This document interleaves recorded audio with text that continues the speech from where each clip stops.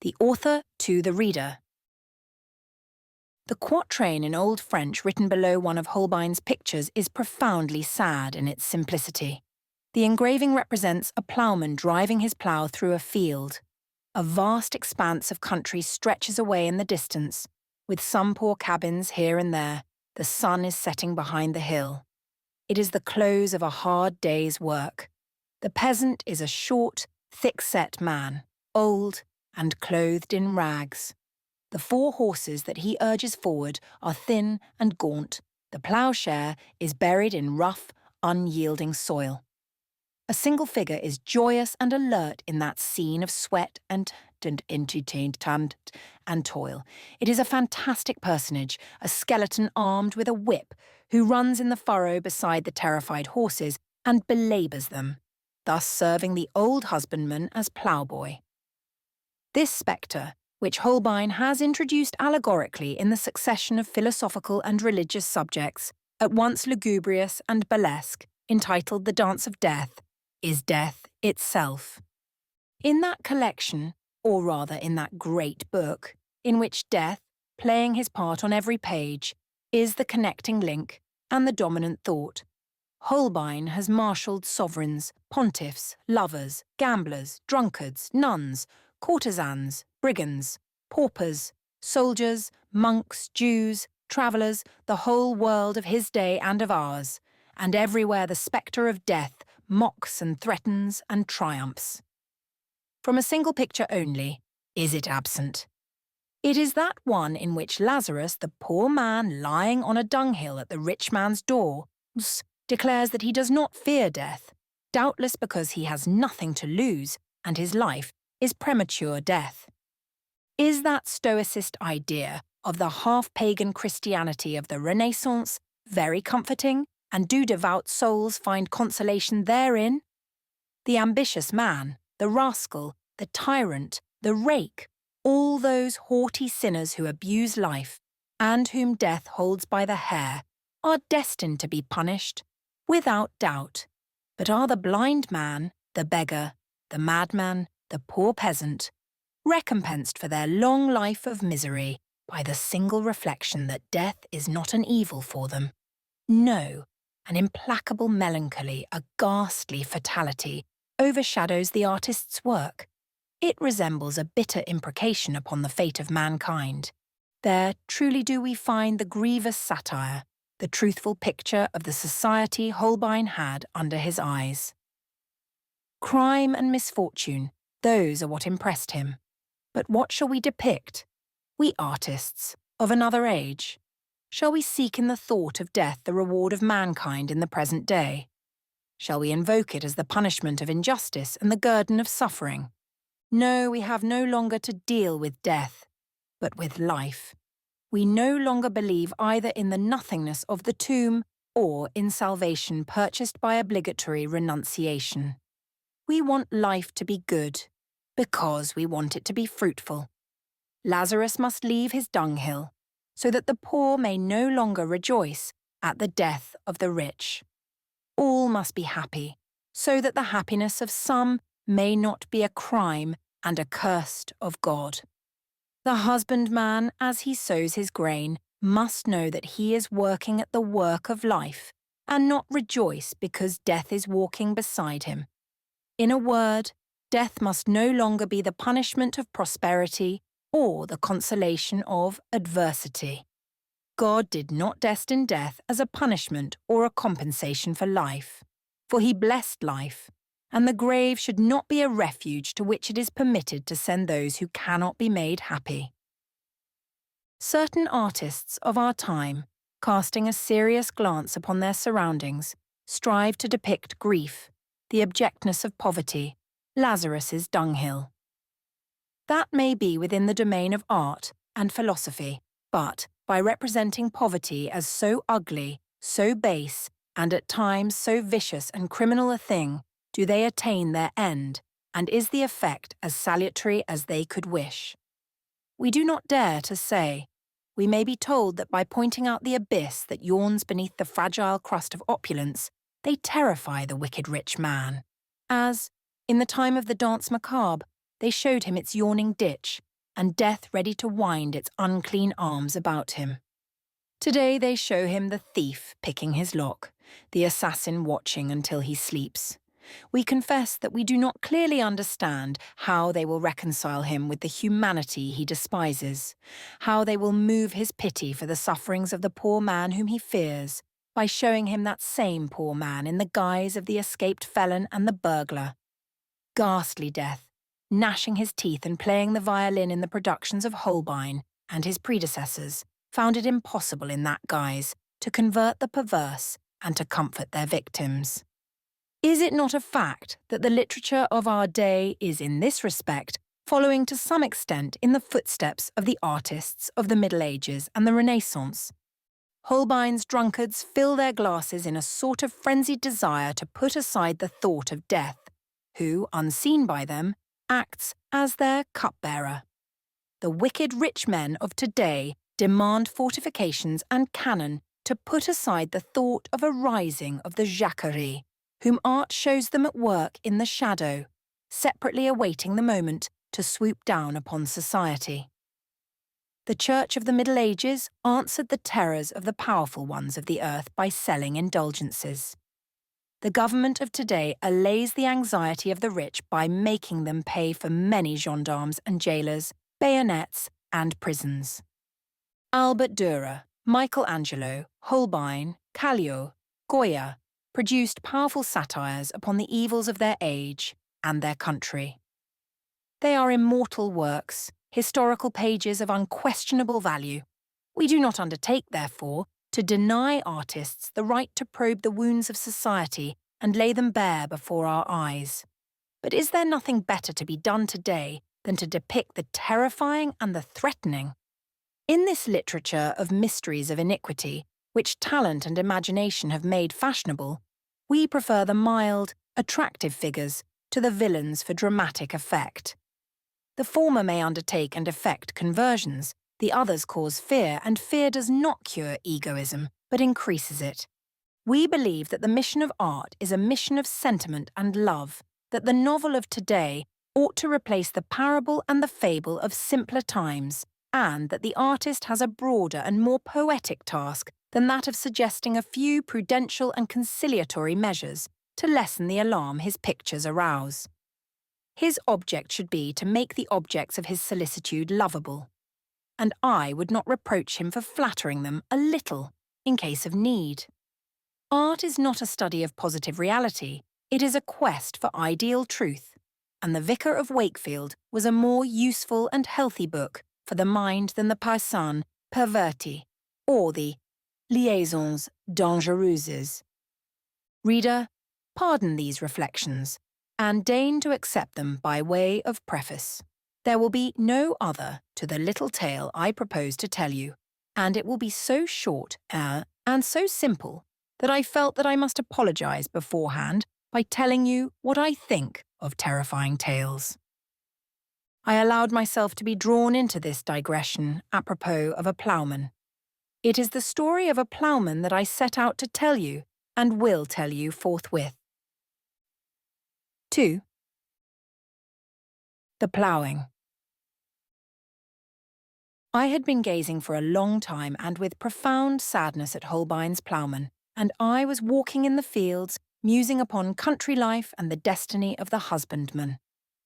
Doubtless, it is a depressing thing to consume one's strength and one's life driving the plough through the bosom of the jealous earth, which yields the treasures of its fecundity only under duress, when a bit of the blackest and coarsest bread at the end of the day is the only reward and the only profit of such laborious toil. The wealth that covers the ground, the crops, the fruit, the proud cattle fattening on the long grass, are the property of a few, and the instruments of fatigue and slavery of the majority. As a general rule, the man of leisure does not love, for themselves, the fields, or the meadows, or the spectacle of nature, or the superb beasts that are to be converted into gold pieces for his use. The man of leisure comes to the country in search of a little air and health, then returns to the city to spend the fruit of his vassal's toil. The man of toil, for his part, is too crushed, too wretched and too frightened concerning the future to enjoy the beauties of the landscape and the charms of rustic life. To him also the golden fields, the lovely meadows, the noble animals represent bags of crowns, of which he will have only a paltry share, insufficient for his needs, and yet those cursed bags must be filled every year to satisfy the master and pay for the privilege of living sparingly and wretchedly on his domain. And still nature is always young and beautiful and generous. She sheds poetry and beauty upon all living things, upon all the plants that are left to develop in their own way. Nature possesses the secret of happiness, and no one has ever succeeded in wresting it from her. He would be the most fortunate of men who, possessing the science of his craft and working with his hands, deriving happiness and liberty from the exercise of his intelligent strength, should have time to live in the heart and the brain, to understand his work and to love the work of God. The artist has enjoyment of that sort in contemplating and reproducing the beauties of nature. But when he sees the suffering of the men who people this paradise called the earth, the just, kind-hearted artist is grieved in the midst of his enjoyment, where the mind, heart, and arms work in concert under the eye of Providence. True happiness would be found, and a holy harmony would exist between the munificence of God and the delights of the human soul. Then, instead of piteous, ghastly death walking in his furrow, whip in hand, the painter of allegories could place beside the ploughman a radiant angel, sowing the blessed grain in the smoking furrows with generous hand. And the dream of a peaceful, free, poetical, laborious, simple existence for the husbandman is not so difficult of conception that it need be relegated to a place among chimeras.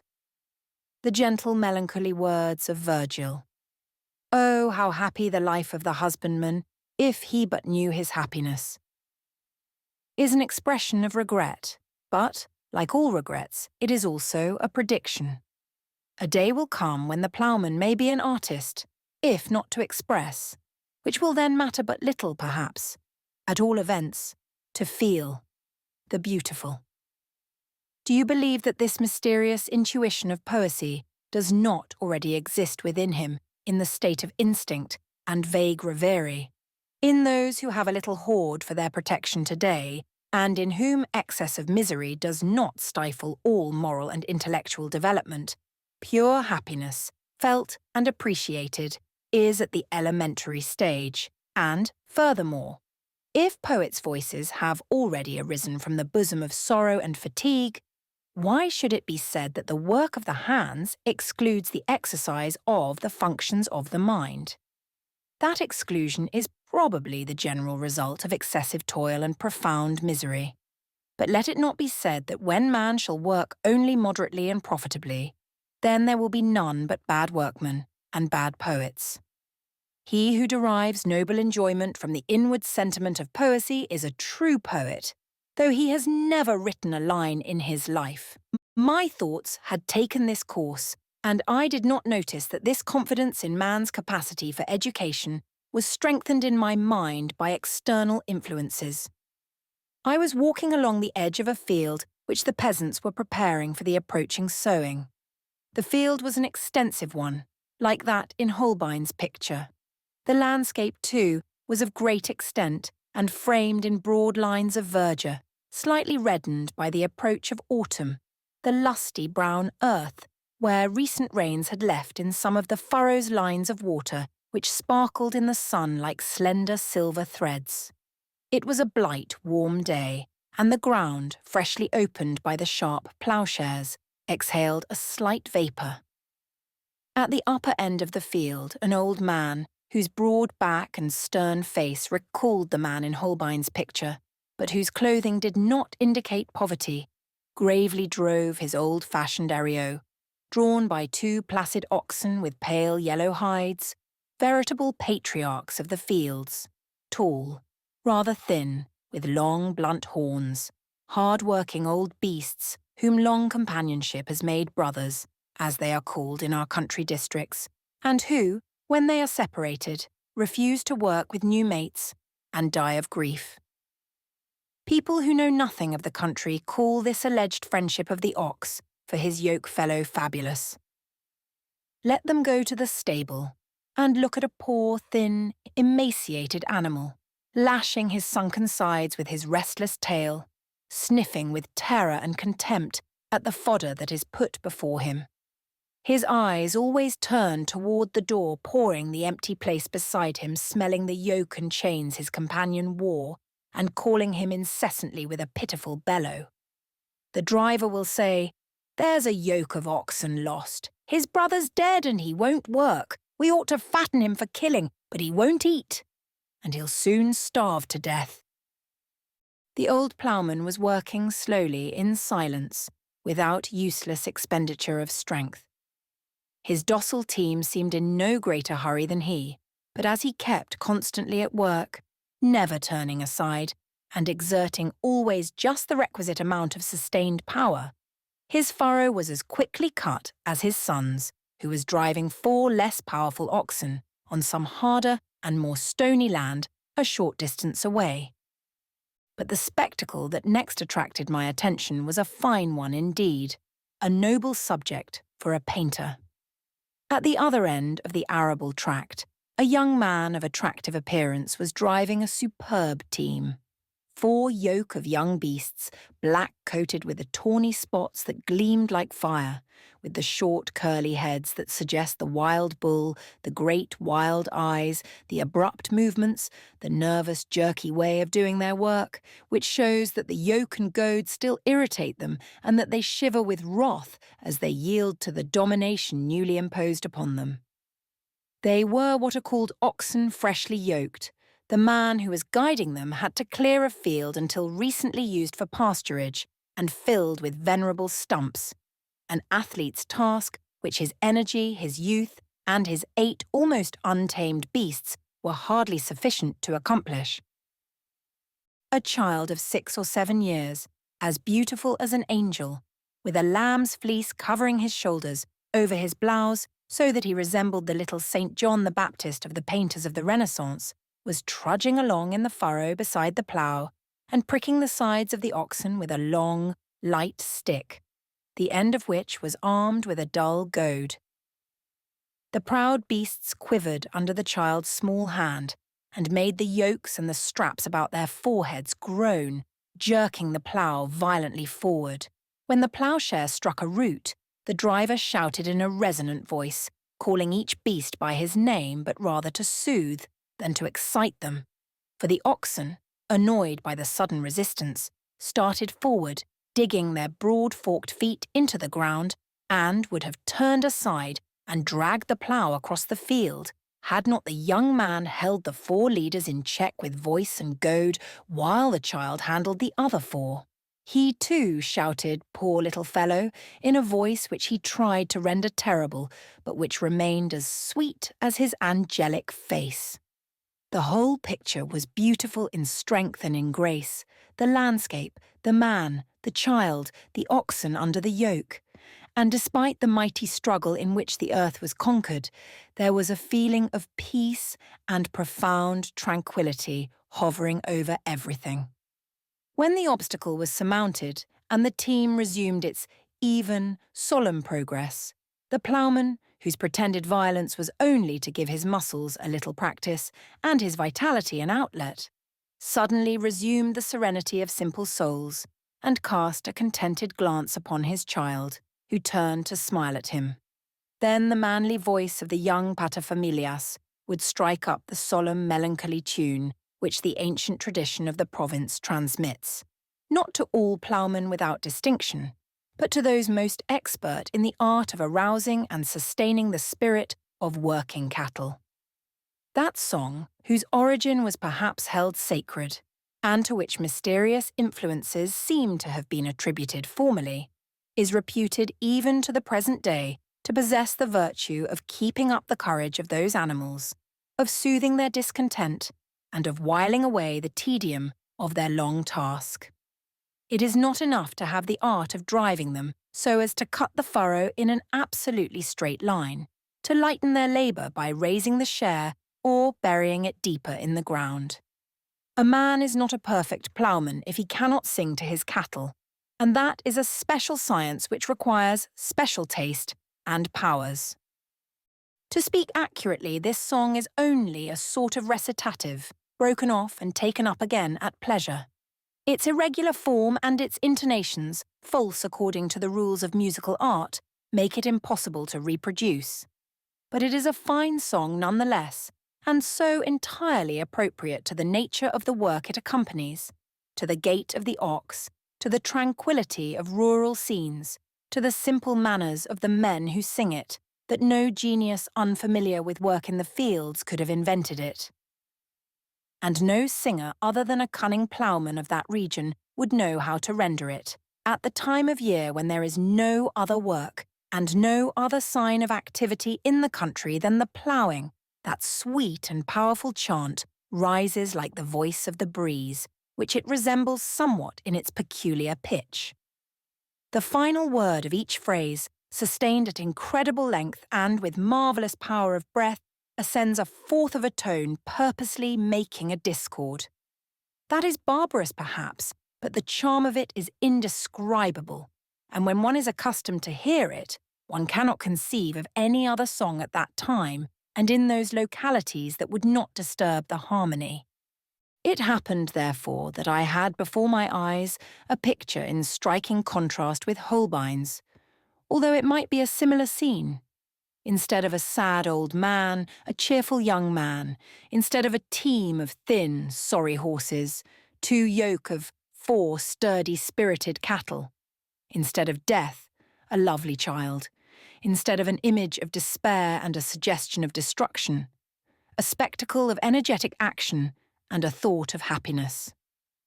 Then it was that the French quatrain, à la sueur de ton visage, etc., and the O Fortunatos, Os Agricolas of Virgil came to my mind simultaneously, and when I saw that handsome pair, the man and the child, performing a grand and solemn task under such poetic conditions and with so much grace combined with so much strength, I had a feeling of profound compassion mingled with involuntary respect.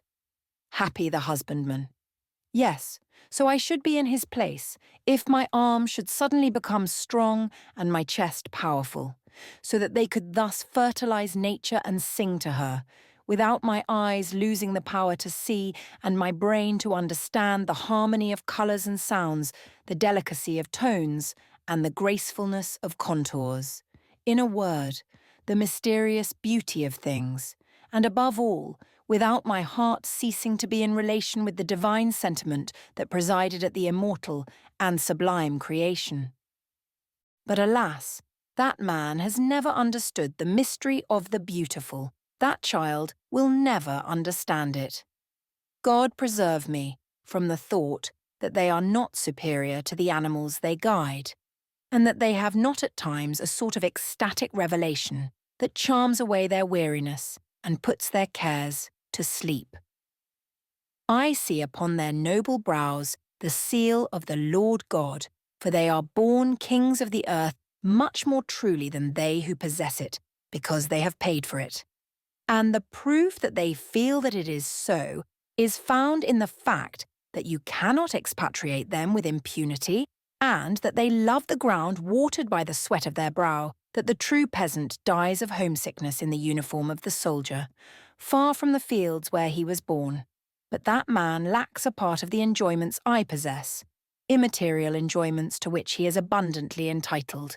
He, the workman in the vast temple which the heavens are vast enough to embrace. He lacks knowledge of his own sentiments. They who condemned him to servitude from his mother's womb, being unable to take from him the power of reverie, have taken the power of reflection.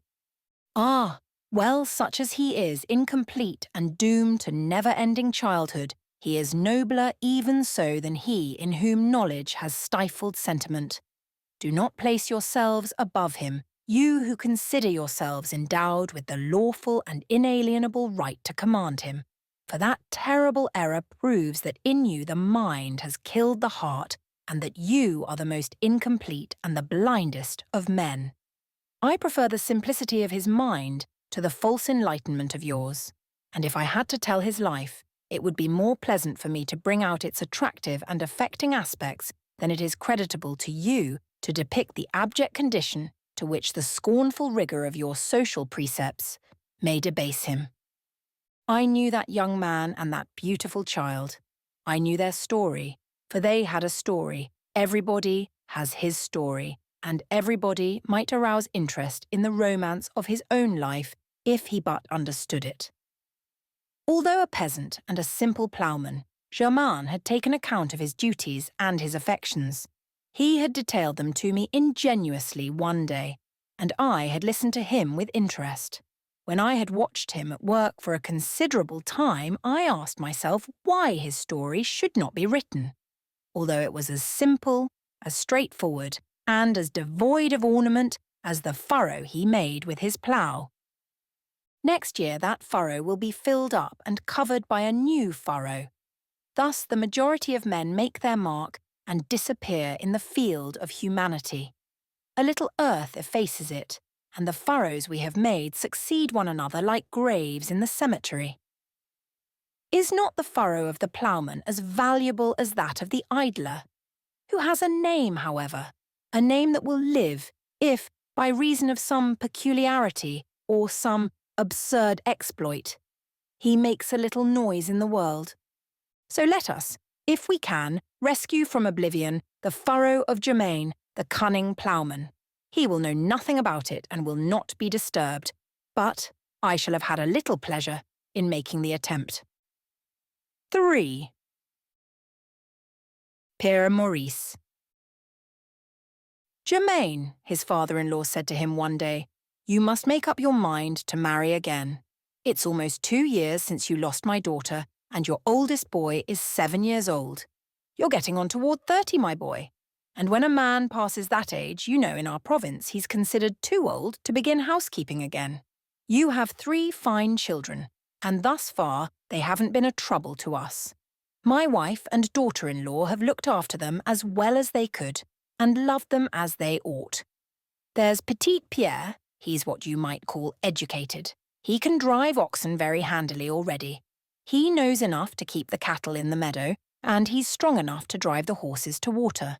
So he isn't the one to be a burden to us, but the other 2, we love them, God knows, poor innocent creatures, cause us much anxiety this year. My daughter-in-law is about lying in, and she still has a little one in her arms. When the one we expect has come, she won't be able to look after your little Solange, and especially your little Sylvain, who isn't 4 years old and hardly keeps still a minute day or night. His blood is hot like yours. He'll make a good workman, but he's a terrible child, and my old woman can't run fast enough now to catch him when he runs off towards the ditch or in among the feet of the cattle.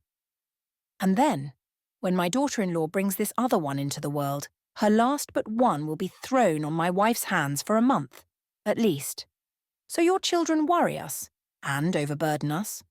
We don't like to see children neglected, and when you think of the accidents that may happen to them for lack of watching, your mind's never at rest.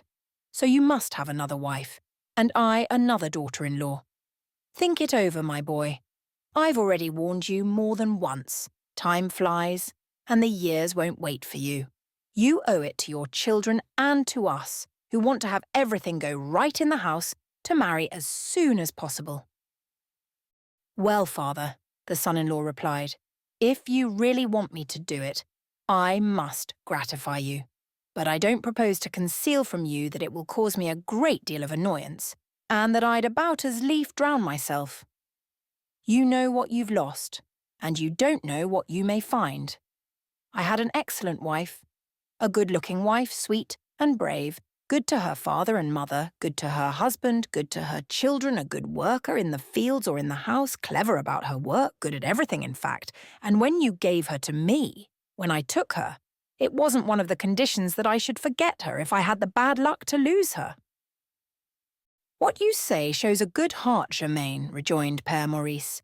I know you loved my daughter, that you made her happy, and that if you could have satisfied death by going in her place, Catherine would be alive at this moment, and you in the cemetery. She well deserved to have you love her like that, And if you don't get over her loss, no more do we. But I'm not talking about forgetting her. The good God willed that she should leave us, and we don't let a day pass without showing him, by our prayers, our thoughts, our words, our acts, that we respect her memory and are grieved at her departure. But if she could speak to you from the other world and tell you her will, she would bid you seek a mother for her little orphans. The question then is to find a woman worthy to take her place. It won't be very easy, but it isn't impossible. And when we have found her for you, you will love her as you loved my daughter, because you are an honest man, and because you will be grateful to her for doing us a service and loving your children. Very good, Père Maurice, said Germain. I will do what you wish, as I always have done. I must do you the justice to say, my son, that you have always listened to the friendship and sound arguments of the head of your family. So let us talk over the matter of your choice of a new wife. In the first place, I don't advise you to take a young woman. That isn't what you need. Youth is fickle, and as it's a burden to bring up 3 children, especially when they're the children of another marriage, what you must have is a kind-hearted soul, wise and gentle, and used to hard work. If your wife isn't about as old as yourself, she won't have sense enough to accept such a duty. She will think you too old, and your children too young. She will complain, and your children will suffer. That is just what disturbs me, said Germain. Suppose she should hate the poor little ones, and they should be maltreated and beaten. God forbid, said the old man. But evil-minded women are rarer in these parts than good ones, and a man must be a fool not to be able to put his hand on the one that suits him. True, father. There are some good girls in our village. There's Louise and Sylvaine and Claudie and Marguerite. Anyone you please, in fact. Softly, softly, my boy. All those girls are too young or too poor, or too pretty. For we must think of that too, my son. A pretty woman isn't always as steady as a plainer one. Do you want me to take an ugly one, pray? Said Germain, a little disturbed. No, not ugly, for you will have other children by her, and there's nothing so sad as to have ugly, puny, unhealthy children. But a woman still in her prime, in good health, and neither ugly nor pretty, would do your business nicely. It is easy to see, said Germain, smiling rather sadly, that to get such a one as you want, we must have her made to order. Especially as you don't want her to be poor, and rich wives aren't easy to get, especially for a widower. Suppose she was a widow herself, Germain. What do you say to a widow without children and a snug little property? I don't know of any just now in our parish. Nor do I, but there are other places. You have someone in view, father. So tell me at once who it is. 4. Germain, the cunning plowman. Yes, I have someone in view, replied Père Maurice. It's one Leonard, widow of one Germain who lives at Fourche. I don't know the woman or the place, replied Germain, resigned, but becoming more and more depressed. Her name is Catherine, like your deceased wife's. Catherine? Yes, I shall enjoy having to say that name, Catherine, and yet, if I can't love her as well as I loved the other, it will cause me more pain than pleasure, for it will remind me of her too often. I tell you that you will love her. She's a good creature, a woman with a big heart. I haven't seen her for a long time. She wasn't a bad-looking girl then. But she is no longer young, she is 32. She belongs to a good family, all fine people, and she has 8 or 10,000 francs in land which she would be glad to sell, and buy other land where she goes to live, for she, too, is thinking of marrying again. And I know that if her disposition should suit you, she wouldn't think you a bad match. So you have arranged it all? Yes, subject to the judgment of you two. And that is what you must ask each other after you are acquainted. The woman's father is a distant relation of mine and has been a very close friend. You know him, don't you, Père Léonard? Yes, I have seen him talking with you at the fairs, and at the last one you breakfasted together. Is this what you were talking about at such length? To be sure. He watched you selling your cattle and thought you did the business very well, that you were a fine-appearing fellow, that you seemed active and shrewd. And when I told him all that you are and how well you have behaved to us during the 8 years we've lived and worked together, without ever an angry or discontented word, he took it into his head that you must marry his daughter. And the plan suits me too, I confess, considering the good reputation she has, the integrity of her family, and what I know about their circumstances. I see, Père Maurice, that you think a little about worldly goods. Of course I think about them. Don't you? I will think about them if you choose to please you, but you know that for my part I never trouble myself about what is or is not coming to me in our profits. I don't understand about making a division, and my head isn't good for such things. I know about the land and cattle and horses and seed and fodder and threshing. As for sheep and vines and gardening, the niceties of farming and small profits, all that, you know, is your son's business, and I don't interfere much in it. As for money, my memory is short, and I prefer to yield everything rather than dispute about thine and mine. I should be afraid of making a mistake and claiming what is not due me, and if matters were not simple and clear, I should never find my way through them. So much the worse, my son, and that's why I would like you to have a wife with brains to take my place when I am no longer here.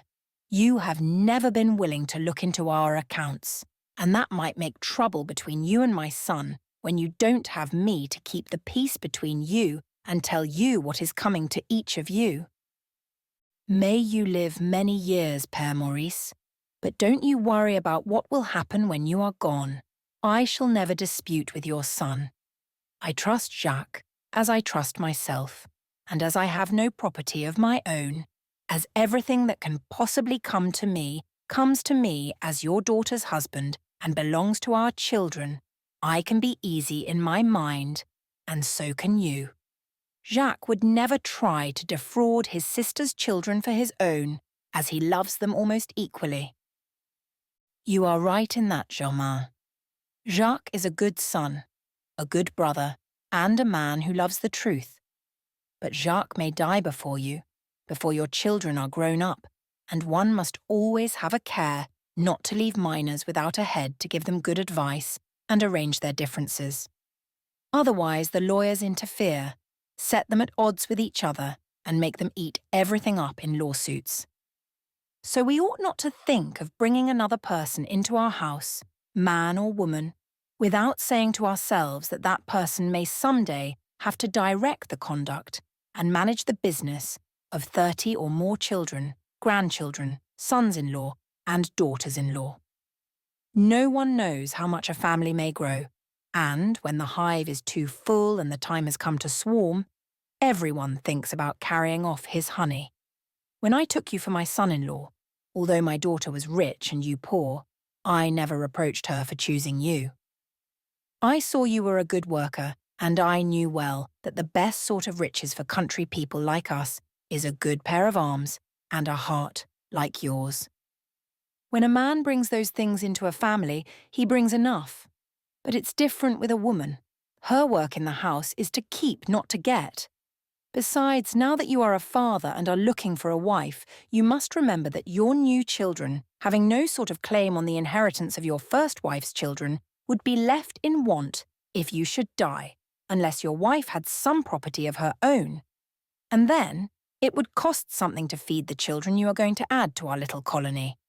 If that should fall on us alone, we would take care of them, never fear, and without complaining. But everybody's comfort would be diminished, and the first children would have to take their share of the privations. When families increase beyond measure, and their means do not increase in proportion, then want comes, however bravely we may struggle against it. This is all I have to say, Germain. Think it over, and try to make yourself agreeable to Widow Guerin. for her good management and her crowns will bring us aid for the present and peace of mind for the future." "Very good, father. I will try to like her and make her like me. To do that, you must go to see her." "At her home? At Fourche? That's a long way, isn't it? And we don't have much time to run about at this season." When a marriage for love is on the carpet, you must expect to waste time. But when it's a marriage of convenience between two people who have no whims and who know what they want, it's soon arranged. Tomorrow will be Saturday. You can shorten your day's ploughing a bit and start about 2 o'clock after dinner.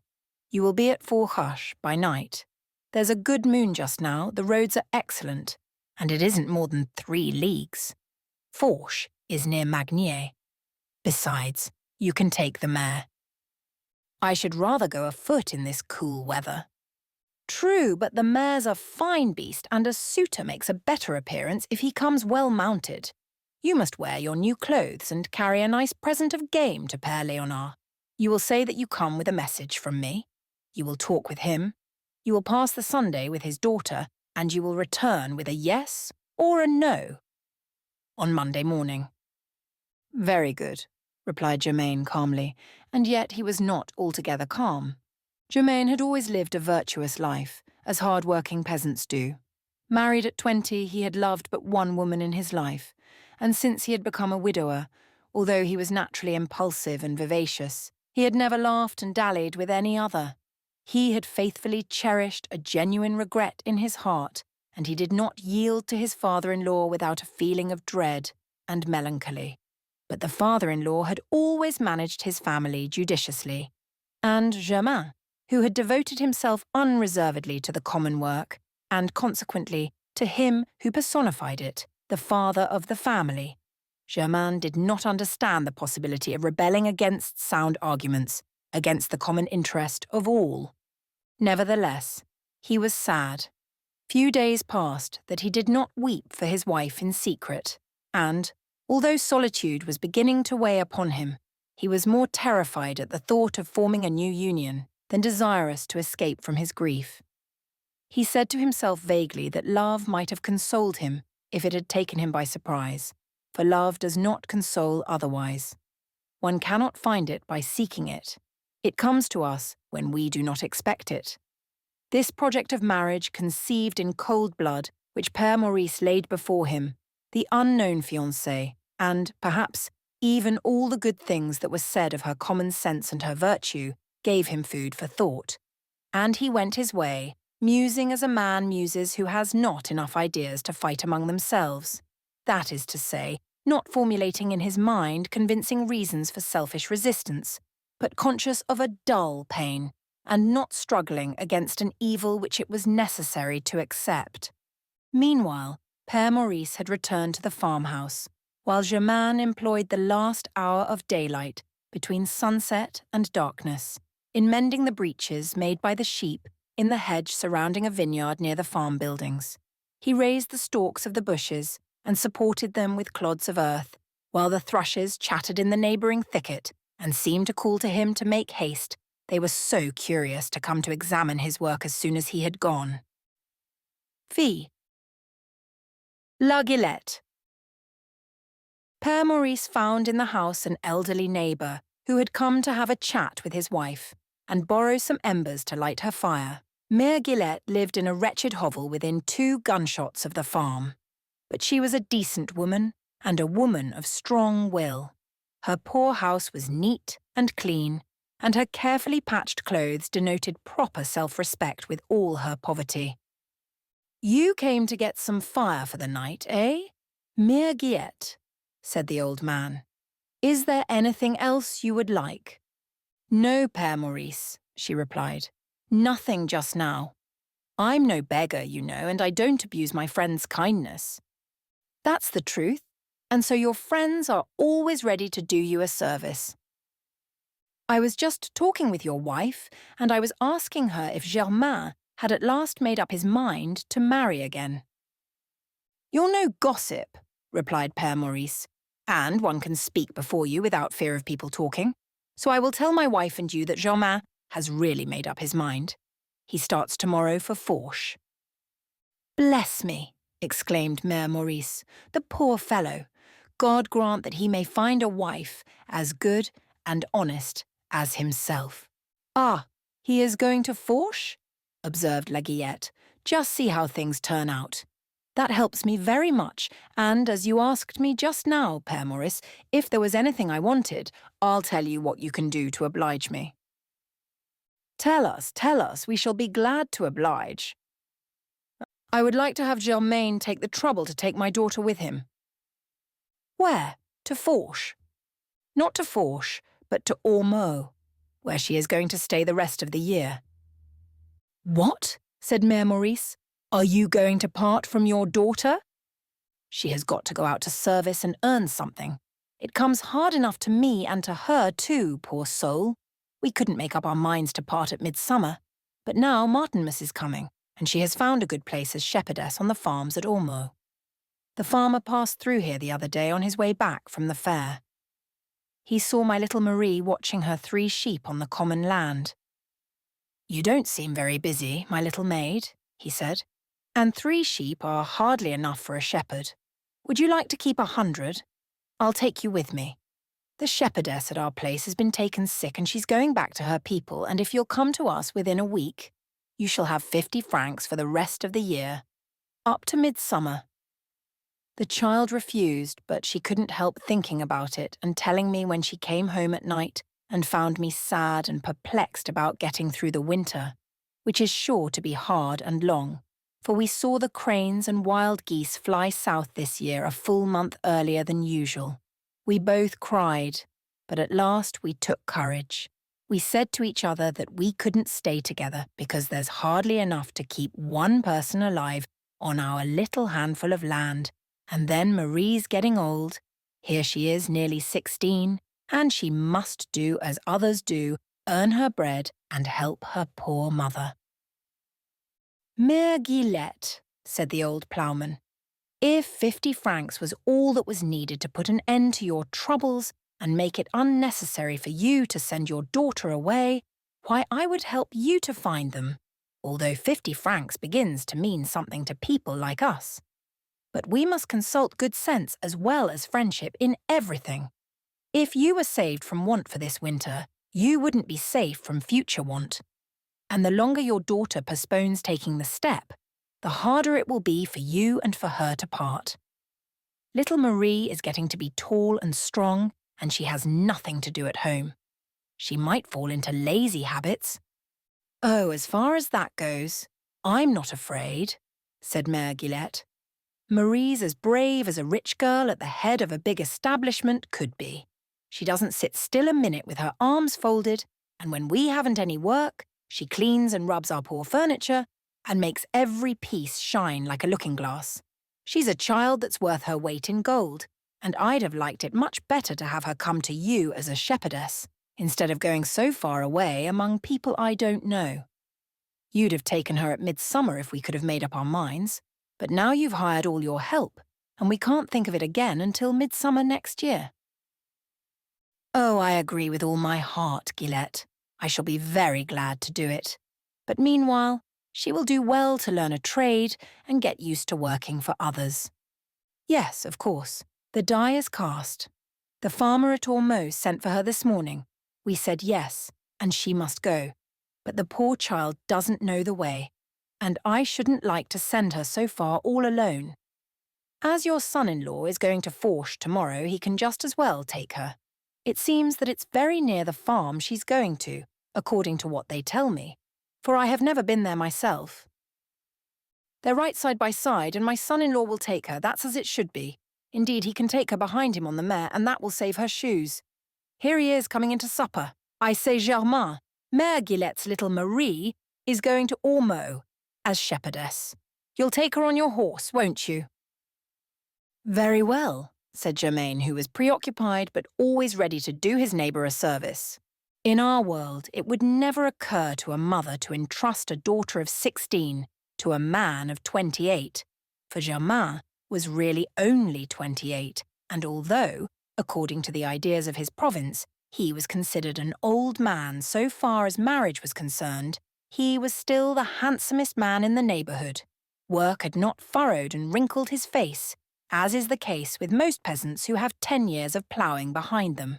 He was strong enough to plough 10 more years without looking old, and the prejudice of age must have been very strong in a young girl's mind to prevent her remarking that Germain had a fresh complexion, a bright eye, blue as the heavens in May, ruddy lips, superb teeth, and a body as graceful and supple as that of a colt that has never left the pasture.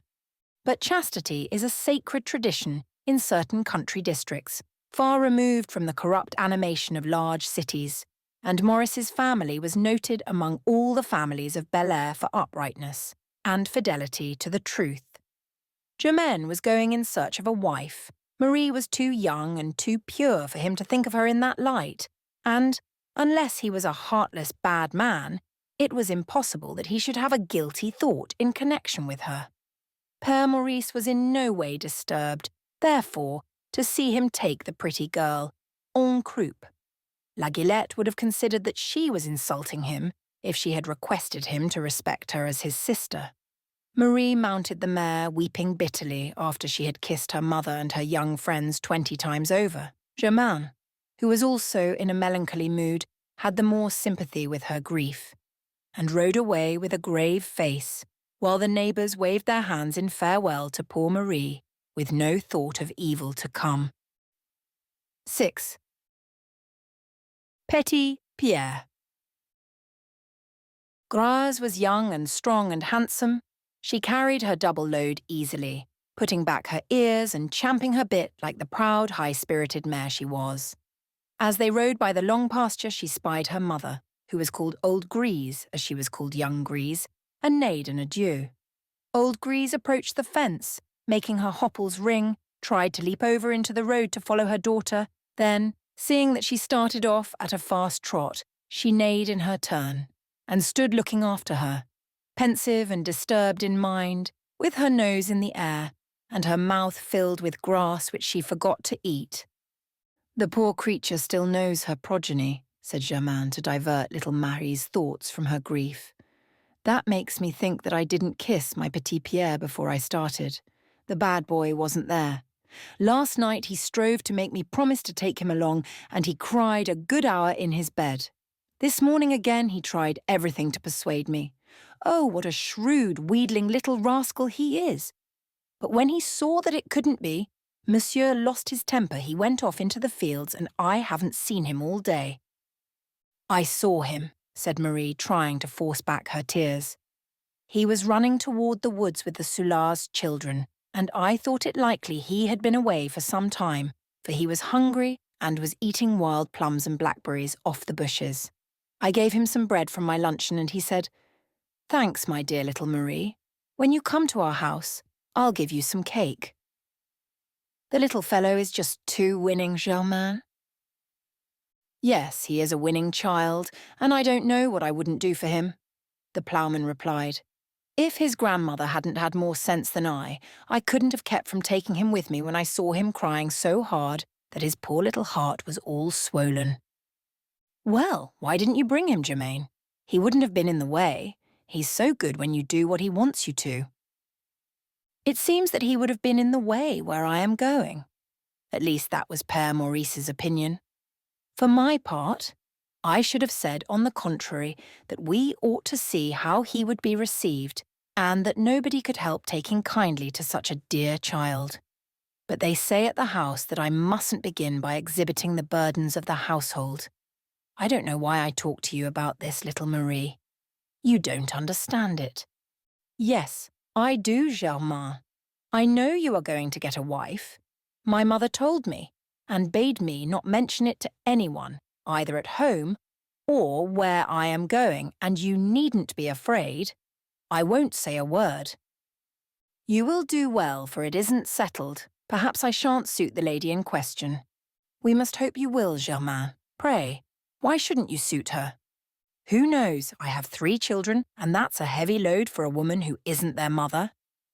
"That's true, but your children aren't like other children." "Do you think so?" "They are as beautiful as little angels, and so well brought up that you can't find more lovable children anywhere." There's Sylvain. He's not over good. He's very small. He can't be anything but terrible. But he's so bright. True, he is bright. And such courage. He isn't a bit afraid of cows or bulls, and if I would permit him, he'd be climbing up on the horses with his older brother. If I had been in your place, I'd have brought the older one.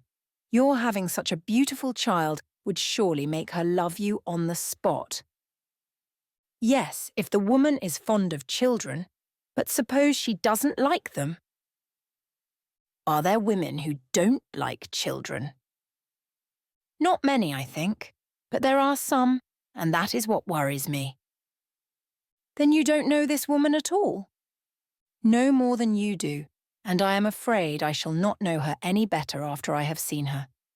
I am not suspicious. When anyone says pleasant words to me, I believe them. But I have had reason to repent more than once, for words are not deeds. They say she's a fine woman. Who says so? Père Maurice? Yes, your father-in-law. That's all right, but he doesn't know her either. Well, you will soon see her. You will be very careful. And it's to be hoped you won't make any mistake, Germain. Look you, little Marie.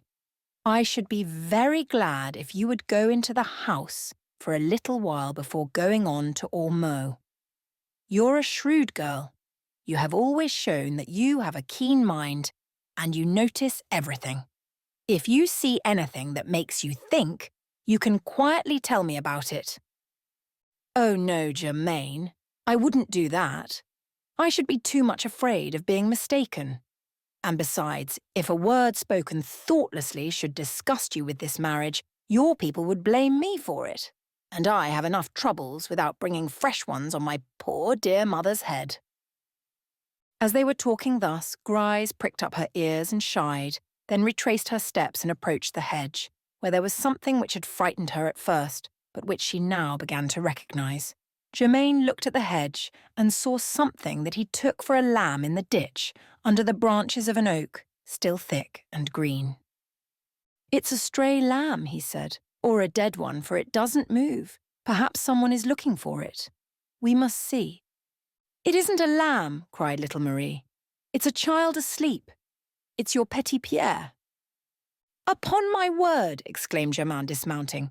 Just see the little imp lying there asleep so far from home and in a ditch where a snake might find him. He raised the child, who opened his eyes and smiled at him, saying, as he threw his arms around his neck, Little father, you're going to take me with you. Oh yes, still the same song. What were you doing there, naughty Pierre? I was waiting for my little father to pass. I was looking out on the road, and I looked so hard I went to sleep. And if I had passed without seeing you, you would have stayed out all night, and the wolf would have eaten you. Oh, I knew you'd see me, rejoined Petit Pierre confidently. Well, kiss me now, Pierre. Bid me goodbye, and run back to the house if you don't want them to have supper without you. Why ain't you going to take me with you? Cried the child, beginning to rub his eyes to show that he proposed to weep. You know Grandpa and Grandma don't approve of it, said Germain, taking refuge behind the authority of the old people, like one who places but slight reliance on his own. But the child heard nothing. He began to cry in good earnest, saying that as long as his father took little Marie, he could take him too.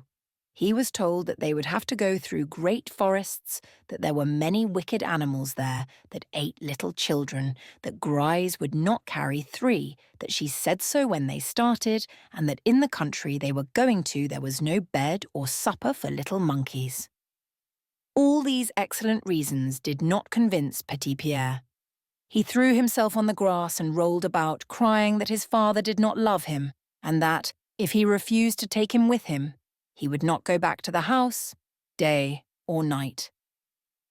Germain's fatherly heart was as soft and weak as a woman's. His wife's death, the care he had been compelled to bestow upon his little ones, together with the thought that the poor motherless children needed to be dearly loved, had combined to make it so, and such a hard struggle took place within him, especially as he was ashamed of his weakness and tried to conceal his distress from little Marie, that the perspiration stood out on his forehead and his eyes were bordered with red as if they, too, were all ready to shed tears. Finally, he tried to be angry, but as he turned to little Marie, as if to call her to witness his firmness of will, he saw that the dear girl's face was bathed in tears, and, all his courage deserting him, it was impossible for him to keep back his own, although he continued to scold and threaten. "Really, your heart is too hard," said little Marie at last, "and for my part, I could never hold out like that against a child who is so unhappy. Come, Germain, take him along. Your mare is used to carrying 2 grown people and a child, for your brother-in-law and his wife, who is much heavier than I am, go to market every Saturday with their boy on the honest creature's back. You can put him up in front of you. Indeed, I'd rather go all alone on foot than make the little fellow suffer so." "Don't be disturbed about that," said Germain, who was dying with anxiety to be persuaded. "Grise is strong and would carry 2 more if there was room on her backbone. But what shall we do with the child on the way? He will be cold and hungry.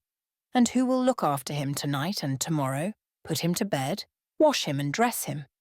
I don't dare put that trouble on a woman whom I don't know, and who will think, I have no doubt, that I stand very little on ceremony with her for a beginning. According to the goodwill or annoyance she shows, you will be able to judge her at once, Germain, believe me. And at all events, if she doesn't take to your Pierre, I will take charge of him. I will go to her house to dress him, and I'll take him into the fields tomorrow. I'll amuse him all day and see that he has all he needs. And he'll tire you out, my poor girl. He'll be a burden to you. A whole day, that's a long while. On the contrary, I shall enjoy it. He will be company for me and make me less unhappy the first day I shall have to pass in a new country. I shall fancy I am still at home." The child, seeing that little Mary was taking his part, had clung to her skirt and held it so tight that she would have had to hurt him to take it away.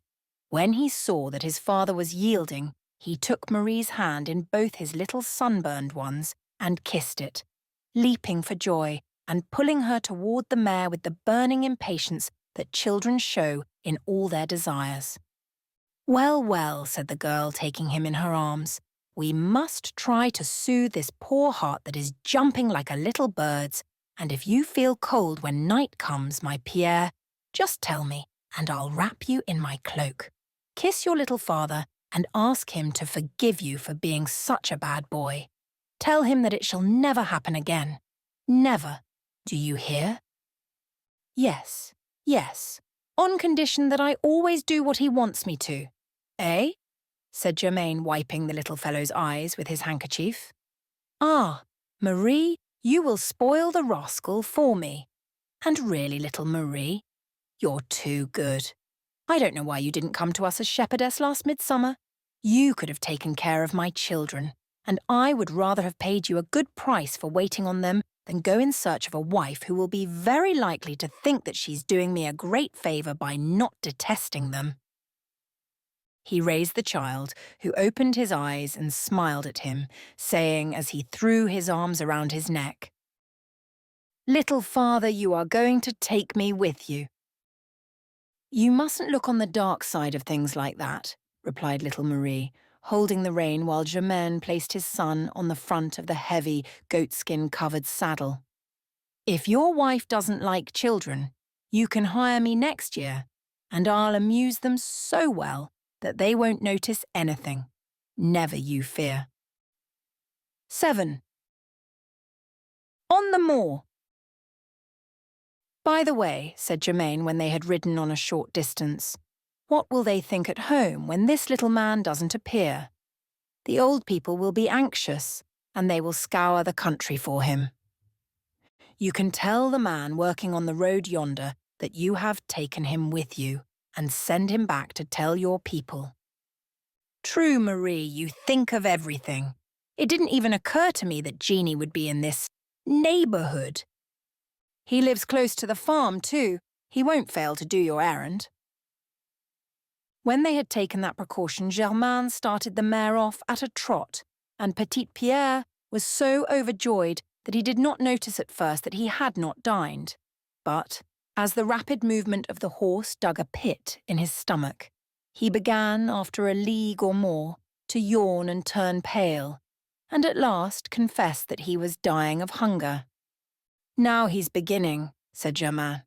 "I knew that we shouldn't go far before Monsieur would cry from hunger or thirst." "I'm thirsty too," said petit Pierre. "Well, we will go to Mère Rebec's wine shop at Corlay at the sign of the break of day. A fine sign, but a poor inn. Come, Marie, you will drink a finger of wine too." No, I don't need anything," she said. "I'll hold the mare while you go in with the little one." "But now I think of it, my dear girl, you gave the bread you had for your luncheon to my Pierre, and you haven't had anything to eat. You refused to dine with us at the house, and did nothing but weep." "Oh, I wasn't hungry, I was too sad, and I promise you that I haven't the slightest desire to eat now." "We must force you to, little one, otherwise you'll be sick. We have a long way to go, and we mustn't arrive there, half-starved, and ask for bread before we say good day. I propose to set you the example, although I'm not very hungry. But I shall make out to eat, considering that I didn't dine very well either. I saw you and your mother weeping, and it made my heart sick. Come, I will tie Grise at the door. Get down, I insist upon it." All three entered Mère Rebec's establishment, and in less than a quarter of an hour the stout, limping hostess succeeded in serving them an omelette of respectable appearance with brown bread and light wine. Peasants do not eat quickly, and petit Pierre had such an enormous appetite that nearly an hour passed before Germain could think of renewing their journey. Little Marie ate to oblige at first, then her appetite came, little by little. For at 16 one cannot fast long, and the country air is an imperious master. The kind words Germain said to her to comfort her and give her courage also produced their effect. She made an effort to persuade herself that 7 months would soon be past, and to think how happy she would be to be at home once more, in her own village, since Père Maurice and Germain were agreed in promising to take her into their service. But as she was beginning to brighten up and play with petit Pierre, Germain conceived the unfortunate idea of telling her to look out through the wine-shop window at the lovely view of the valley, which they could see throughout its whole length from that elevation, laughing and verdant and fertile. Marie looked and asked if they could see the houses at Bel-Air from there. "To be sure," replied Germain, "and the farm, and your house too. Look, that little grey speck not far from the great poplar at Godard, just below the church spire." "Ah, I see it," said the girl, and thereupon she began to weep again. "I did wrong to remind you of that," said Germain. "I keep doing foolish things today.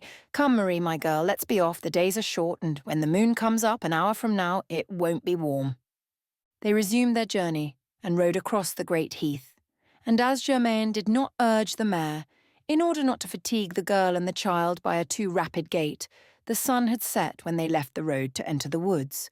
Germain knew the road as far as Magnier, but he thought that he could shorten it by not taking the avenue of Chanteloube, but going by Presley's and La Sépulture, a route which he was not in the habit of taking when he went to the fair. He went astray and lost a little more time before entering the woods.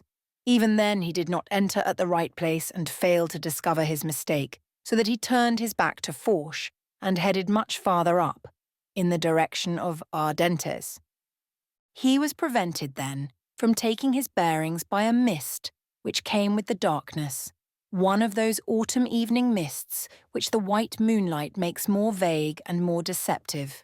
The great pools of water which abound in the clearings exhaled such dense vapour that when Grise passed through them, they only knew it by the splashing of her feet and the difficulty she had in pulling them out of the mud. When they finally found a straight level path and had ridden to the end of it, Germain, upon endeavouring to ascertain where he was, realised that he was lost. For Père Maurice, in describing the road, had told him that on leaving the woods he would have to descend a very steep hill, cross a very large meadow, and ford the river twice. He had advised him to be cautious about riding into the river because there had been heavy rains at the beginning of the season, and the water might be a little high. Seeing no steep hill, no meadow, no river, but the level moor, white as a sheet of snow, Germain drew rein, looked about for a house, waited for someone to pass, but saw nothing to give him any information. Thereupon he retraced his steps and rode back into the woods. But the mist grew denser, the moon was altogether hidden, the roads were very bad, the ruts deep. Twice Grise nearly fell. Laden as she was, she lost courage, and although she retained sufficient discernment to avoid running against trees, she could not prevent her riders from having to deal with huge branches which barred the road at the level of their heads and put them in great danger. Germain lost his hat in one of these encounters and had great difficulty in finding it. Petit Pierre had fallen asleep, and lying back like a log, so embarrassed his father's arms that he could not hold the mare up or guide her. "I believe we're bewitched," said Germain, drawing rein once more.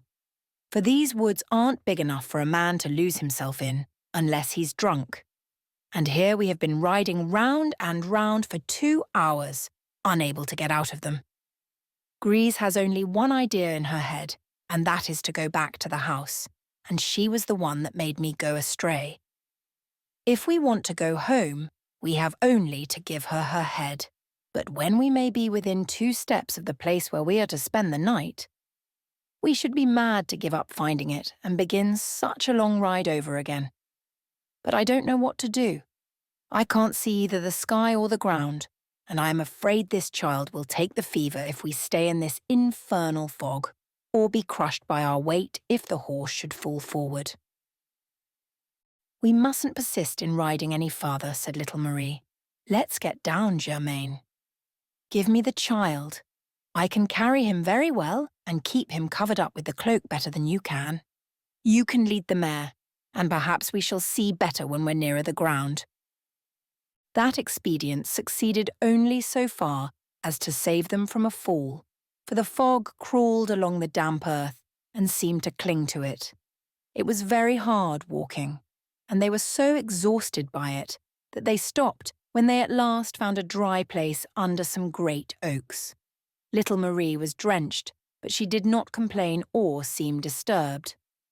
Thinking only of the child, she sat down in the sand and took him on her knees, while Germain explored the neighbourhood after throwing Grise's rein over the branch of a tree.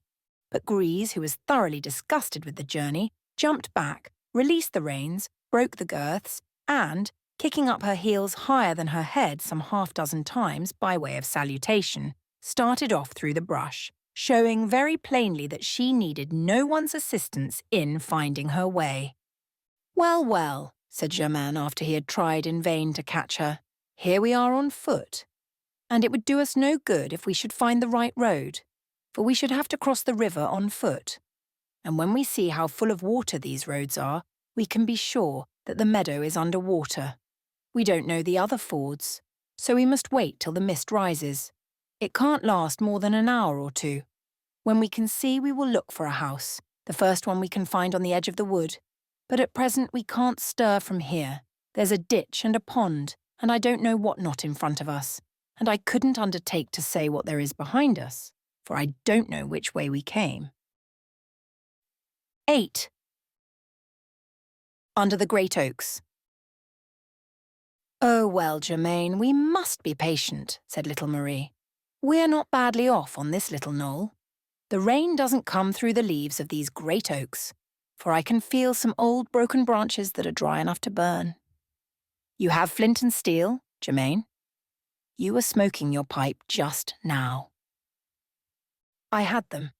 My steel was in the bag on the saddle with the game I was carrying to my intended, but the cursed mare carried off everything, even my cloak, which she will lose or tear on all the branches.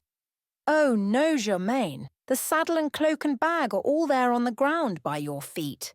Grise broke the girths and threw everything off when she left." "Great God, that's so," said the ploughman. "And if we can feel round and find a little dead wood, We can succeed in drying and warming ourselves. That's not hard to do, said little Marie. The dead wood cracks under your feet wherever you step, but give me the saddle first. What are you going to do with it? Make a bed for the little one. No, not like that. Upside down so he won't roll out. And it's still warm from the mare's back. Prop it up on each side with those stones you see there. I don't see them. Your eyes are like a cat's, aren't they? There. Now that's done, Germain. Give me your cloak to wrap up his little feet, and I'll put mine over his body. Look, isn't he as comfortable there as he would be in his bed? And feel how warm he is. Yes, indeed, you know how to take care of children, Marie. That doesn't take much magic. Now look for your steel in your bag, and I'll fix the wood. That wood will never light. It's too damp. You doubt everything, Germain. Why can't you remember taking care of sheep and making big fires in the fields when it was raining hard? Yes, that's a knack that children who tend sheep have, but I've been an ox driver ever since I knew how to walk. That's how you came to be stronger in your arms than clever with your hands. There's your fire all built. Now you'll see if it won't burn. Give me the fire and a few dry ferns. Good. Now blow. You're not weak-lunged, are you? Not that I know of, said Germain, blowing like a forge bellows. In a moment the flames shot up, cast a red light at first, and finally rose in bluish flashes under the branches of the oaks, struggling with the mist, and gradually drying the atmosphere for 10 feet around. Now I'll sit down beside the little one and see that no sparks fall on him, said the girl. You must throw on wood and keep the fire bright, Germain. We shall not catch cold or the fever here.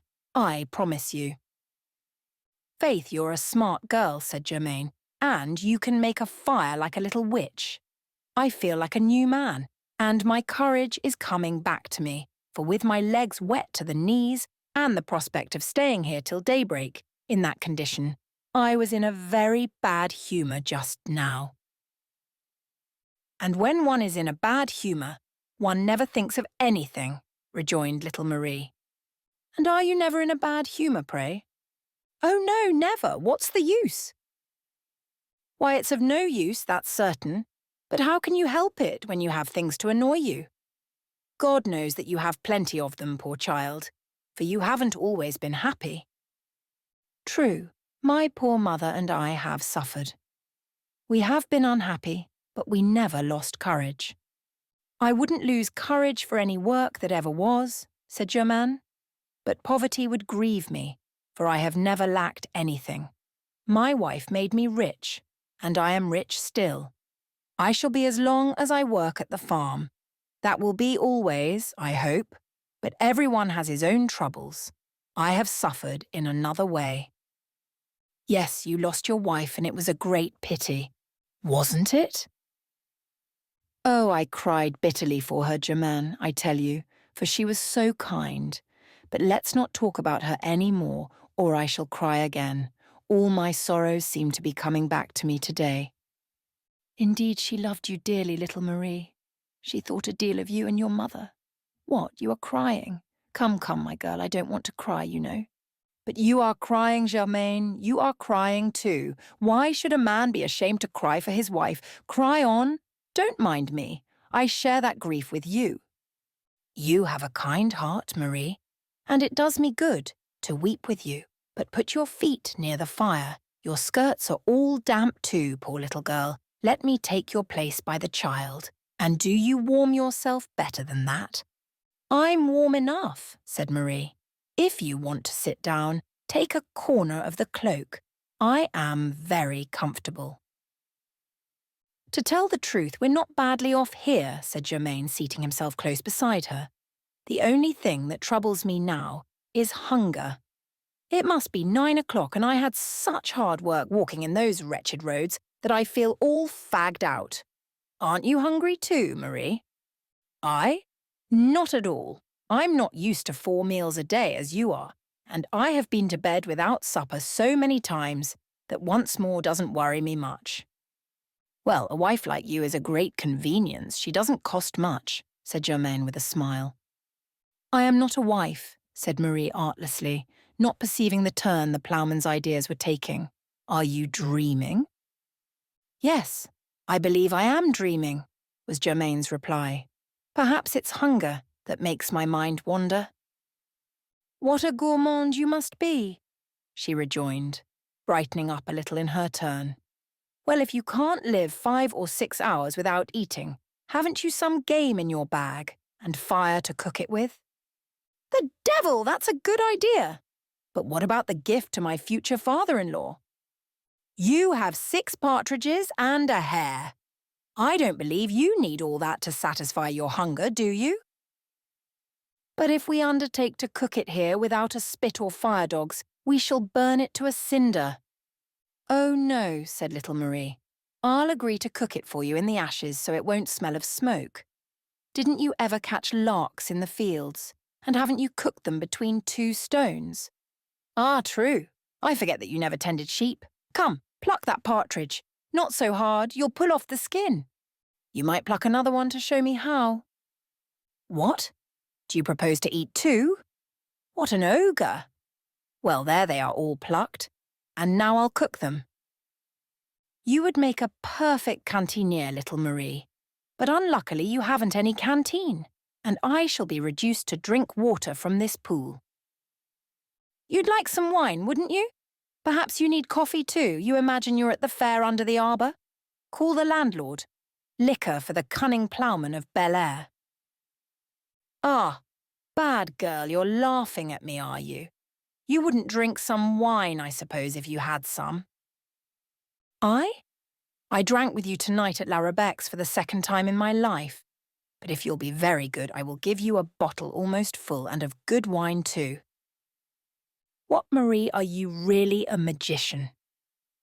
No, weren't you foolish enough to order 2 bottles of wine at La Rebec's?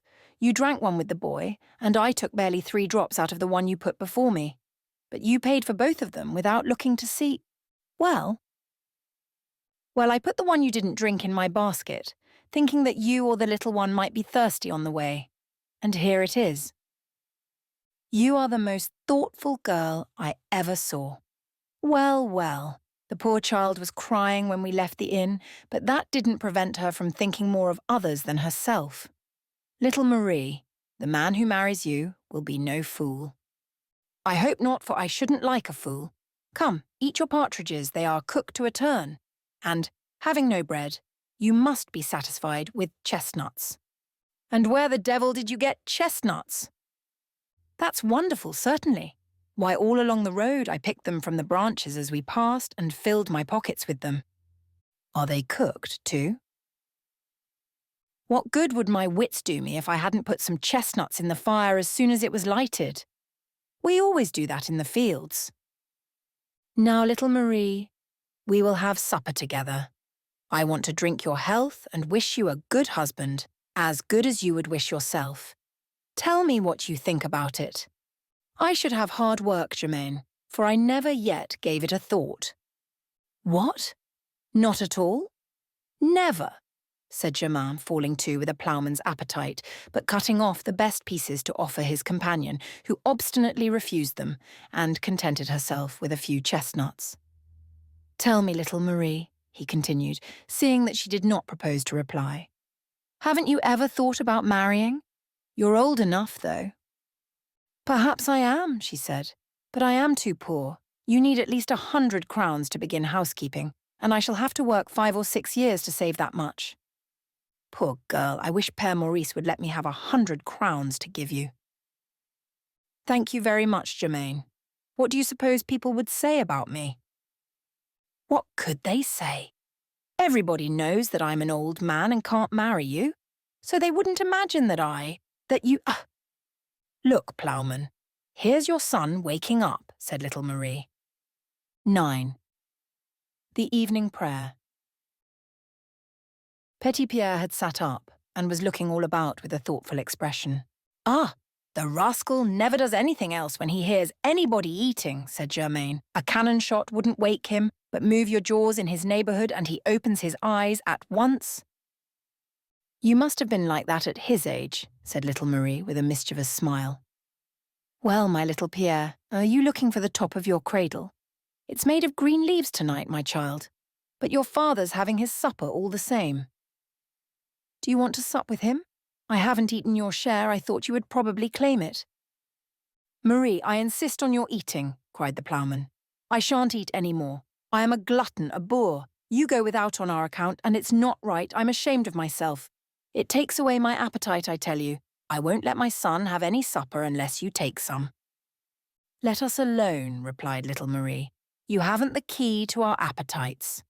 Mine is closed today, but your Pierre's is wide open, like a little wolf's. Just see how he goes at it. Oh, he'll be a sturdy ploughman too. In truth, Petit Pierre soon showed whose son he was, and although he was hardly awake and did not understand where he was or how he came there, he began to devour. Then, when his hunger was appeased, being intensely excited as children generally are when their regular habits are interrupted, he exhibited more quick wit, more curiosity, and more shrewdness than usual. He made them tell him where he was, and when he learned that he was in the middle of a forest, he was a little afraid. Are there naughty beasts in this forest? He asked his father. No, there are none at all, was the reply. Don't be afraid. Then you lied, when you told me that the wolves would carry me off if I went through the big forest with you. Do you hear this reasoner? Said Germain in some embarrassment. He is right, replied little Marie. You told him that. He has a good memory, and he remembers it. But you must understand, my little Pierre, that your father never lies. We passed the big forest while you were asleep, and now we're in the little forest, where there aren't any naughty beasts. Is the little forest very far from the big one? Pretty far, and then the wolves never leave the big forest. Even if one should come here, your father would kill him. And would you kill him too, little Marie? We would all kill him, for you would help us, my Pierre, wouldn't you? You're not afraid, I know. You would hit him hard. Yes, yes, said the child, proudly assuming a heroic attitude. We would kill him. There's no one like you for talking to children, said Germain to little Marie, and for making them hear reason. To be sure, it isn't long since you were a child yourself, and you remember what your mother used to say to you. I believe that the younger one is. The better one understands. The young.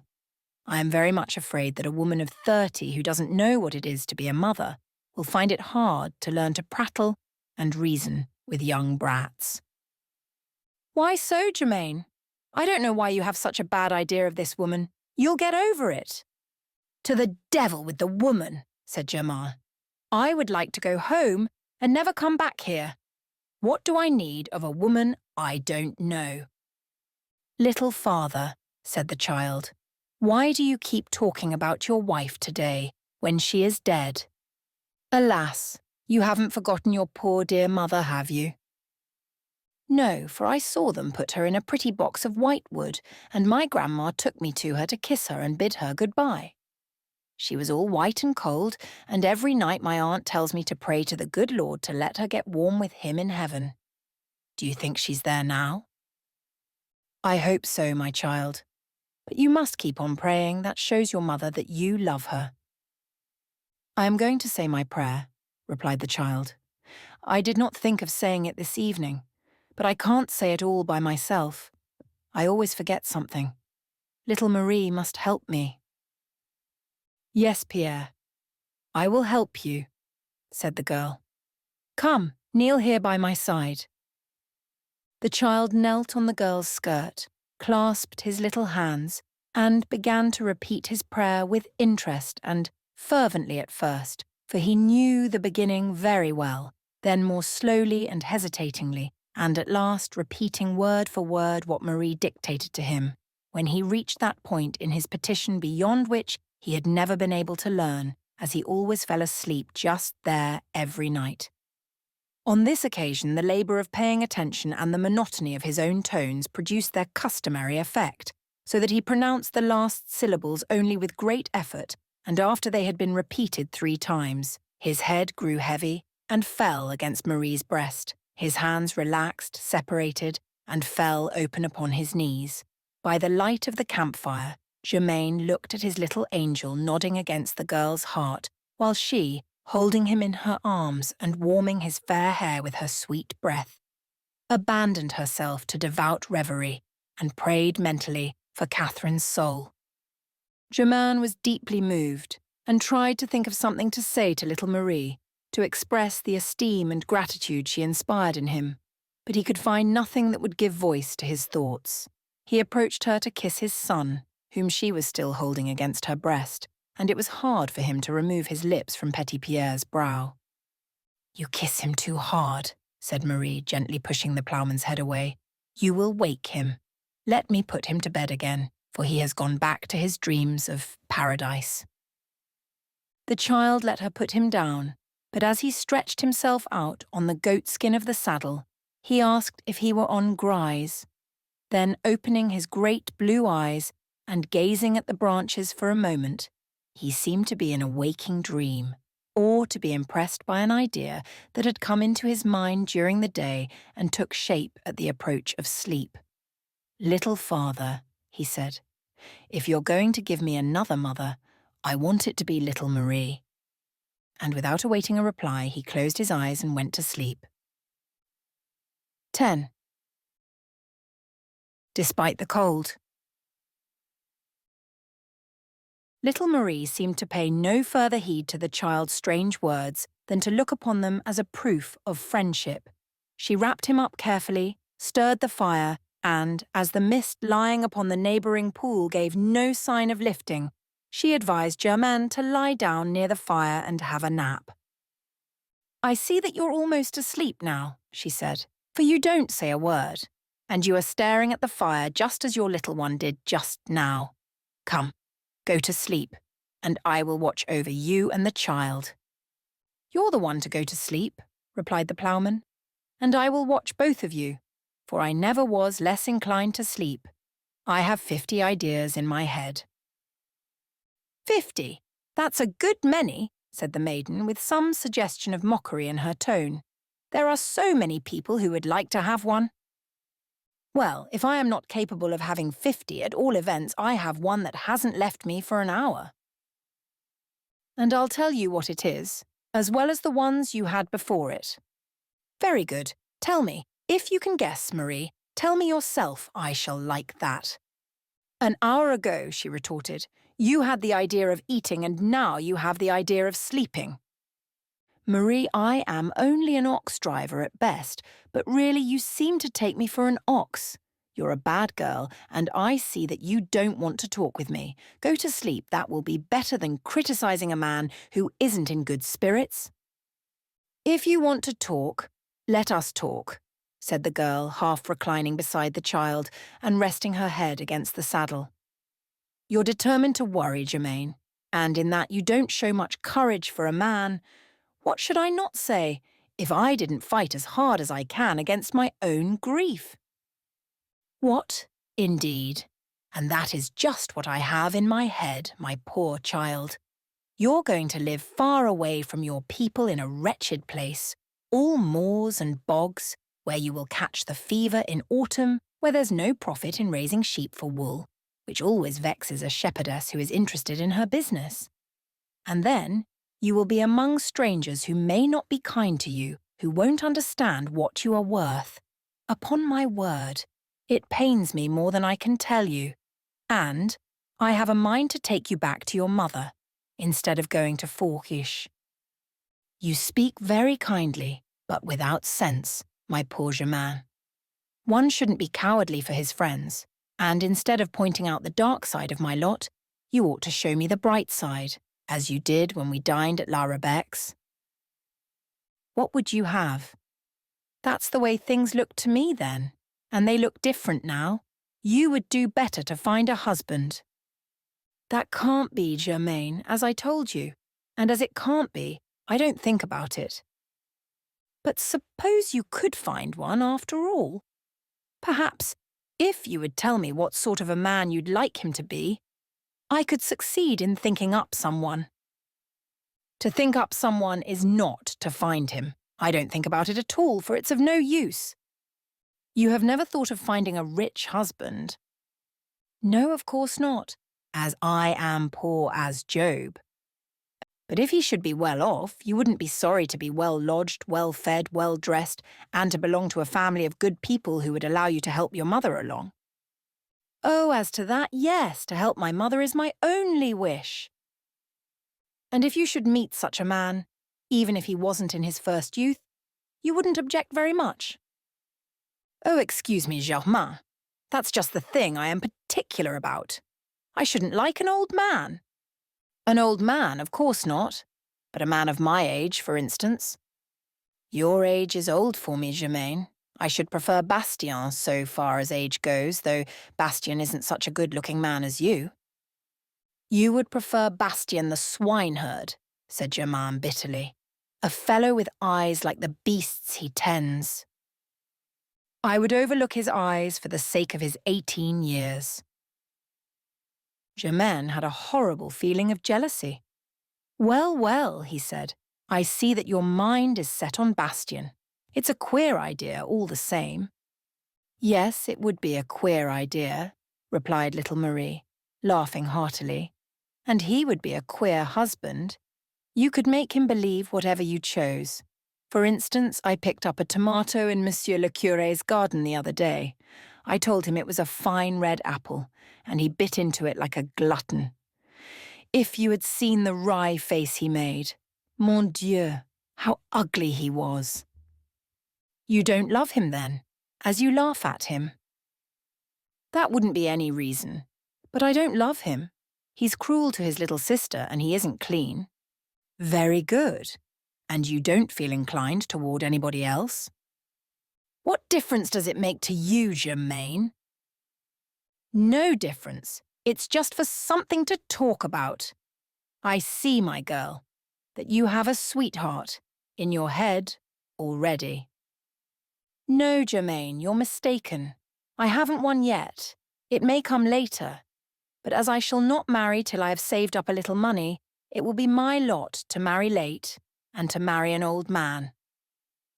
Well then, take an old man now. No, indeed. When I am no longer young myself, it will be all the same to me. Now it would be different. I see, Marie, that you don't like me. That's very clear, said Germain angrily, and without weighing his words. Little Marie did not reply. Germain leaned over her. She was asleep. She had fallen back, conquered, struck down, as it were, by drowsiness, like children who fall asleep while they are prattling. Germain was well pleased that she had not heard his last words. He realized that they were unwise, and he turned his back upon her, trying to change the current of his thoughts. But it was of no avail. He could not sleep, nor could he think of anything else than what he had just said. He walked around the fire 20 times, walked away and returned. At last, feeling as excited as if he had swallowed a mouthful of gunpowder, he leaned against the tree that sheltered the 2 children and watched them sleeping. The child knelt on the girl's skirt, clasped his little hands, and began to repeat his prayer with interest and fervently at first, for he knew the beginning very well.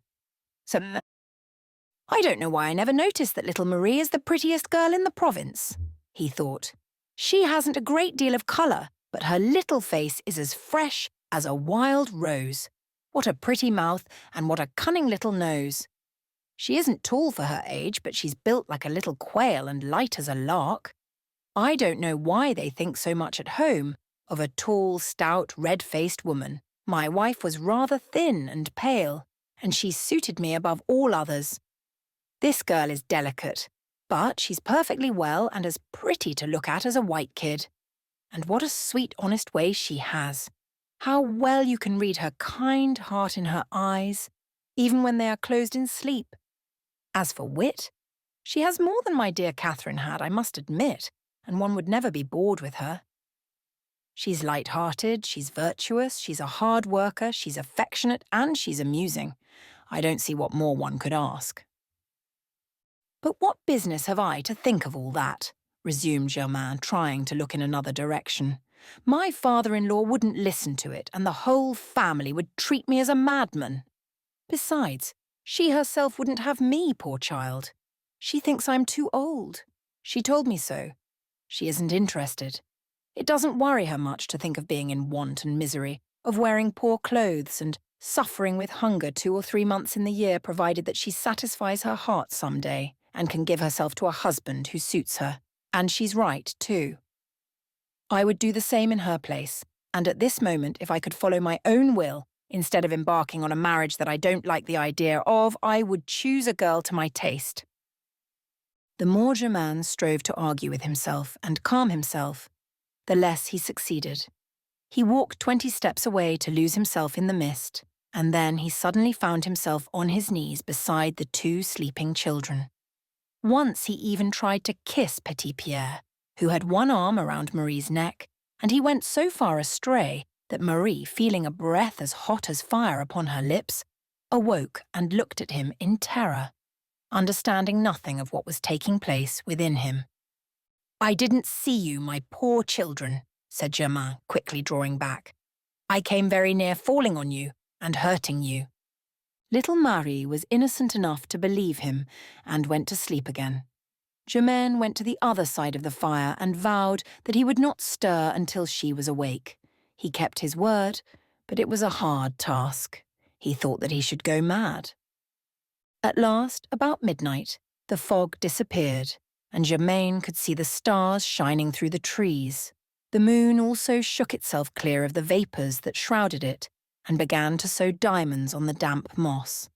The trunks of the oak trees remained in majestic obscurity, but, a little farther away, the white stems of the birches seemed like a row of phantoms in their shrouds. The fire was reflected in the pool, and the frogs, beginning to become accustomed to it, hazarded a few shrill, timid notes. The knotty branches of the old trees, bristling with pale lichens, crossed and recrossed like great fleshless arms over our travellers' heads. It was a lovely spot, but so lonely and melancholy that Germain, weary of suffering there, began to sing and to throw stones into the water to charm away the ghastly ennui of solitude. He wanted also to wake little Marie, and when he saw her rise and look about to see what the weather was like, he suggested that they should resume their journey. "In 2 hours," he said, "the approach of dawn will make the air so cold that we couldn't stay here notwithstanding our fire. Now we can see where we are going, and we shall be sure to find a house where they will let us in, or at least a barn where we can pass the rest of the night under cover." Marie had no wish in the matter, and although she was still very sleepy, she prepared to go with Germain.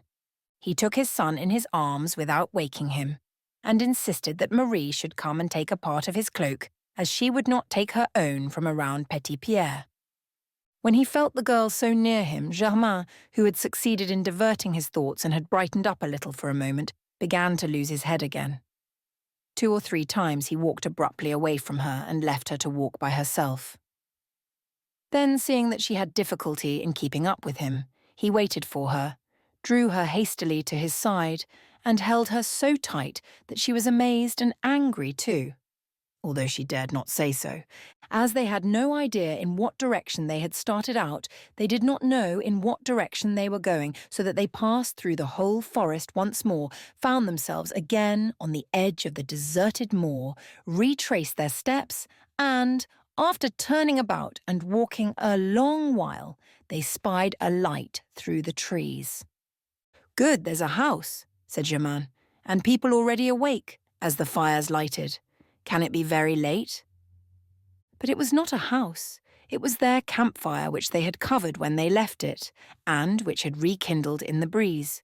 They had walked about for 2 hours, only to find themselves back at their starting point.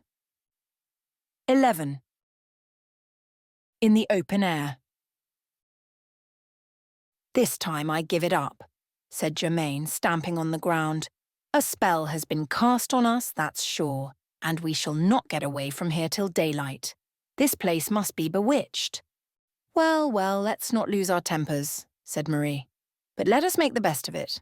We'll make a bigger fire. The child is so well wrapped up that he runs no risk, and it won't kill us to pass a night out of doors. Where did you hide the saddle, Germain? In the middle of the holly bushes, you great stupid. It's such a convenient place to go and get it." "Here, take the child," while I pull his bed out of the brambles. I don't want you to prick your fingers. It's all done, there's the bed. And a few pricks aren't sword cuts, retorted the brave girl. She proceeded to put little Pierre to bed once more. The boy was so sound asleep by that time that he knew nothing about their last journey. Germain piled so much wood on the fire that it lighted up the forest all around, but little Mare was at the end of her strength, and, although she did not complain, her legs refused to hold her. She was deathly pale, and her teeth chattered with cold and weakness. Germain took her in his arms to warm her, and anxiety, compassion, an irresistible outburst of tenderness taking possession of his heart, imposed silence on his passions. His tongue was loosened, as if by a miracle, and as all feeling of shame disappeared, he said to her, "Marie, I like you, and I am very unfortunate in not making you like me. If you would take me for your husband, neither father-in-law nor relations nor neighbours nor advice could prevent me from giving myself to you. I know you would make my children happy and teach them to respect their mother's memory. And, as my conscience would be at rest, I could satisfy my heart. I have always been fond of you, and now I am so in love with you that if you should ask me to spend my life fulfilling your 1,000 wishes, I would swear on the spot to do it. Pray, pray, see how I love you and forget my age. Just think what a false idea it is that people have that a man of 30 is old. Besides, I am only 28.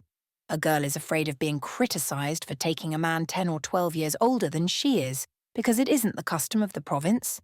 But I have heard that in other places they don't think about that. On the other hand, they prefer to give a young girl for her support a sober-minded man, and one whose courage has been put to the test, rather than a young fellow who may go wrong and turn out to be a bad lot instead of the nice boy he is supposed to be. And then, too, years don't always make age. That depends on a man's health and strength. When a man is worn out by overwork and poverty or by evil living, he is old before he's 25. But you're not listening to me, Marie. Yes, I am, Germain, I hear what you say, replied little Marie. But I am thinking of what my mother has always told me, that a woman of 60 is much to be pitied when her husband is 70 or 75 and can't work any longer to support her. He grows infirm, and she must take care of him at an age when she herself is beginning to have great need of care and rest. That is how people come to end their lives in the gutter. Parents are right to say that, I agree, Marie, said Germain. But after all, they would sacrifice the whole of youth, which is the best part of life, to provide against what may happen at an age when one has ceased to be good for anything, and when one is indifferent about ending his life in one way or another. But I am in no danger of dying of hunger in my old age. I am in a fair way to save up something, because living as I do with my wife's people, I work hard and spend nothing. Besides, I will love you so well, you know, that will prevent me from growing old. They say that when a man's happy, he retains his youth, and I feel that I am younger than Bastien, just from loving you. For he doesn't love you. He's too stupid, too much of a child to understand how pretty and good you are, and made to be courted. Come, Marie, don't hate me. I am not a bad man. I made my Catherine happy. She said before God on her deathbed that she had never been anything but contented with me, and she advised me to marry again. It seems that her heart spoke to her child tonight, just as he went to sleep. Didn't you hear what he said? And how his little mouth trembled while his eyes were looking at something in the air that we couldn't see. He saw his mother, you may be sure, and she made him say that he wanted you to take her place. Germain, Marie replied, greatly surprised and very grave. You talk straightforwardly, and all you say is true. I am sure that I should do well to love you, if it wouldn't displease your relations too much. But what would you have me do? My heart says nothing to me for you. I like you very much, but although your age doesn't make you ugly, it frightens me. It seems to me as if you are something like an uncle or godfather to me, that I owe you respect, and that there would be times when you would treat me as a little girl rather than as your wife and your equal. And then my girlfriends would laugh at me, perhaps, and although it would be foolish to pay any attention to that, I think I should be ashamed and a little bit sad on my wedding day. Those are childish reasons. You talk exactly like a child, Marie. Well, yes, I am a child, she said. And that is just why I am afraid of a man who knows too much.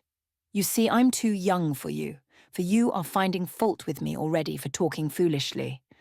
I can't have more sense than belongs to my years. Alas, mon Dieu, how I deserve to be pitied for being so awkward and for my ill success in saying what I think. Marie, you don't love me, that's the fact. You think I am too simple and too dull. If you loved me a little, you wouldn't see my defects so plainly. But you don't love me, you see. Well, it isn't my fault, she replied, a little wounded by his dropping the familiar form of address he had hitherto used. I do the best I can while I listen to you, but the harder I try, the less able I am to make myself believe that we ought to be husband and wife. Germain did not reply. He hid his face in his hands, and it was impossible for little Marie to tell whether he was crying or sulking or asleep. She was a little disturbed to see him so depressed, and to be unable to divine what was going on in his mind. But she dared say no more to him, and as she was too much astonished by what had taken place to have any desire to go to sleep again, she waited impatiently for daybreak, continuing to keep up the fire and watching the child, whom Germain seemed to have forgotten. Germain, meanwhile, was not asleep. He was not reflecting on his lot, nor was he devising any bold stroke or any plan of seduction.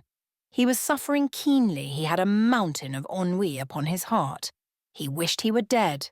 Everything seemed to be turning out badly for him, and if he could have wept, he would not have done it by halves. But there was a little anger with himself mingled with his suffering, and he was suffocating, unable and unwilling to complain.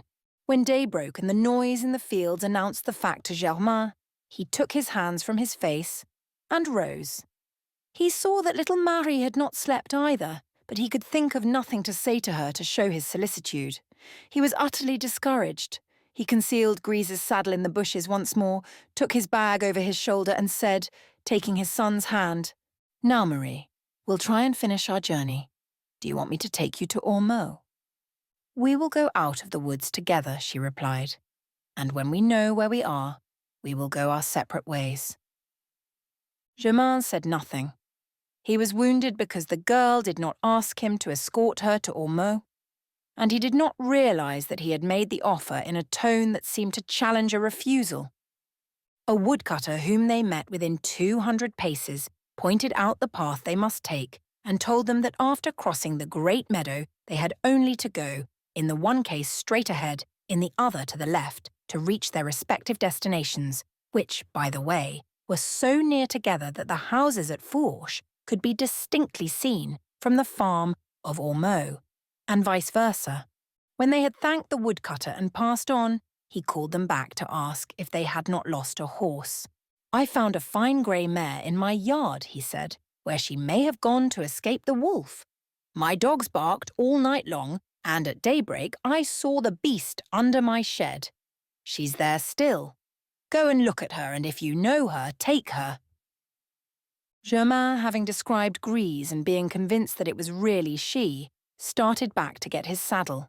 Little Marie thereupon offered to take the child to Ormeaux, where he could come and get him after he had paid his respects at Fourche. "He isn't very clean after the night we have passed," she said. "I will brush his clothes, wash his pretty little face, and comb his hair, and when he's all spick and span, you can present him to your new family."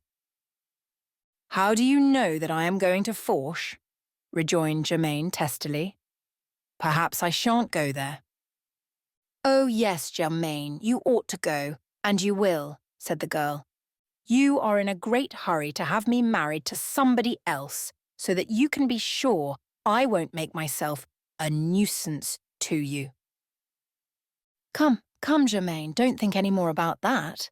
That's an idea that came to you in the night, because our unpleasant adventure disturbed your wits a little. But now you must be reasonable again. I promise to forget what you said to me, and never to mention it to anyone. Oh, mention it if you choose. I am not in the habit of taking back what I say. What I said to you was true and honest, and I shan't blush for it before anyone. Very good. But if your wife knew that you had thought of another woman just at the moment you called on her, it might turn her against you. So be careful what you say now. Don't look at me like that, with such a strange expression, before other people. Think of Père Maurice, who relies on your obedience, and who would be very angry with me if I turned you from doing as he wants you to. Goodbye, Germain. I'll take Petit Pierre with me so as to force you to go to Fourche. I keep him as a pledge. Do you want to go with her? Said the ploughman to his son, seeing that he was clinging to little Marie's hands and following her resolutely. Yes, father, replied the child, who had been listening and understood in his own way what they had been saying unsuspectingly before him. I am going with my darling Marie. You can come and get me when you're done getting married, but I want Marie to be my little mother, just the same. You see that he wants it to be so, Germain said to the young girl. Listen, Petit Pierre, he added, I want her to be your mother and stay with you always. She's the one that isn't willing. Try to make her do what I want her to. Don't you be afraid, Papa. I'll make her say yes. Little Marie always does what I want her to. He walked away with the girl.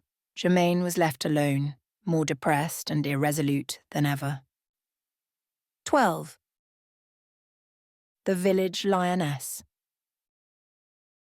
However, when he had repaired the disorder of travel in his clothes and his horse's accoutrements, when he was mounted upon Grise and had ascertained the road to Fourche, he reflected that there was no drawing back and that he must forget that night of excitement as a dangerous dream. He found Père Léonard in the doorway of his white house, sitting on a pretty wooden bench painted spinach green. There were 6 stone steps leading to the front door, showing that the house had a cellar. The wall between the garden and hemp field was rough cast with lime and pebbles. It was an attractive place. One might almost have taken it for the abode of a substantial bourgeois. Germain's prospective father-in-law came to meet him, and, after 5 minutes spent in questioning him concerning his whole family, he added this phrase, invariably used to question courteously those whom one meets as to the object of their journey. So you have come out this way for a little ride, eh? I came to see you, replied the ploughman, and to offer you this little gift of game from my father-in-law, and to say also from him that you would know my purpose in coming. Ha ha, laughed Père Léonard, patting his round paunch. I see, I hear, I understood. And he added, with a wink, You'll not be alone in paying your respects, my young friend. There are 3 in the house already, dancing attendants like you. I don't turn anybody away, and I should be hard put to it to decide against any one of them, for they're all good matches. However, on account of Père Maurice and the quality of your lands, I should prefer you. But my daughter's of age and mistress of her own property, so she will do as she pleases. Go in and introduce yourself. I hope you may draw the lucky number. Pardon, excuse me, replied Germain, greatly surprised to find himself one of several where he had expected to be alone. I didn't know that your daughter was already provided with suitors, and I didn't come to dispute for her with others. If you thought that because you were slow in coming, retorted Père Léon Traquenard with undiminished good humour, you would catch my daughter napping. You made a very great mistake, my boy. Catherine has something to attract husbands with, and she'll have only too many to choose from. But go into the house, I tell you, and don't lose courage. She's a woman worth disputing for.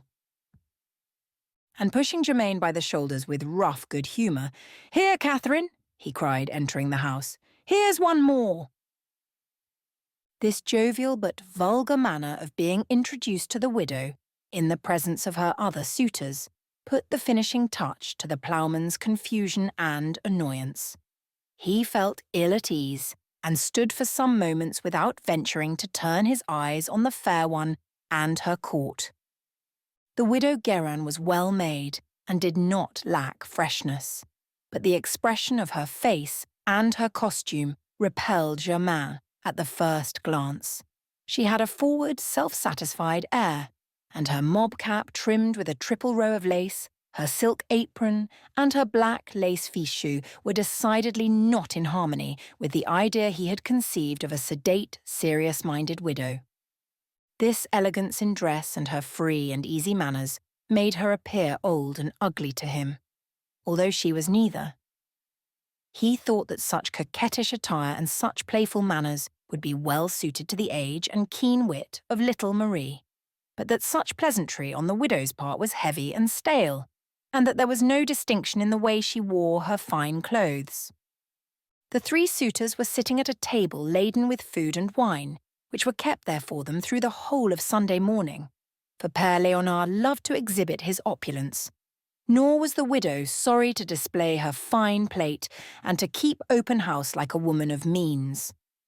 Germain, simple and trustful as he was, did not lack penetration in his observation of things, and for the first time in his life he stood on the defensive while drinking. Père Léonard had compelled him to take a seat with his rivals, and, seating himself opposite him, he treated him as handsomely as possible, and devoted himself to him with evident partiality. The gift of game, despite the breach Germain had made in it on his own account, was still considerable enough to produce an effect. The widow seemed to appreciate it, and the suitors eyed it disdainfully. Germain felt ill at ease in that company and did not eat with any heartiness. Père Léonard rallied him about it. "You seem very down in the mouth," he said, "and you're sulking with your glass. You mustn't let love spoil your appetite, for a fasting lover can't find so many pretty things to say as the man who has sharpened up his wits with a mouthful of wine." Germain was mortified that it should be assumed that he was in love, and the affected demeanour of the widow, who lowered her eyes with a smile like one who is sure of her game, made him long to protest against his alleged surrender, but he feared to seem discourteous, so he smiled and took patience. The widow's lovers seemed to him like three rustic clowns. They must have been rich, or she would not have listened to their suits. One of them was more than 40, and was about as stout as Père Léonard. Another had but one eye, and drank so much that it made him stupid. The third was young and not a bad-looking fellow, but he attempted to be witty, and said such insane things that one could but pity him. But the widow laughed as if she admired all his idiotic remarks, and therein she gave no proof of good taste. Germain thought at first that she was in love with the young man, but he soon perceived that he was himself the recipient of marked encouragement, and that she wished him to yield more readily to her charms. That was to him a reason for feeling and appearing even colder and more solemn. The hour of Mass arrived, and they left the table to attend in a body. They had to go to Mears, a good half-league away, and Germain was so tired that he would have been glad of an opportunity to take a nap first, but he was not in the habit of being absent from Mass, and he started with the others. The roads were filled with people, and the widow walked proudly along, escorted by her three suitors, taking the arm of one, then of another, bridling up and carrying her head high.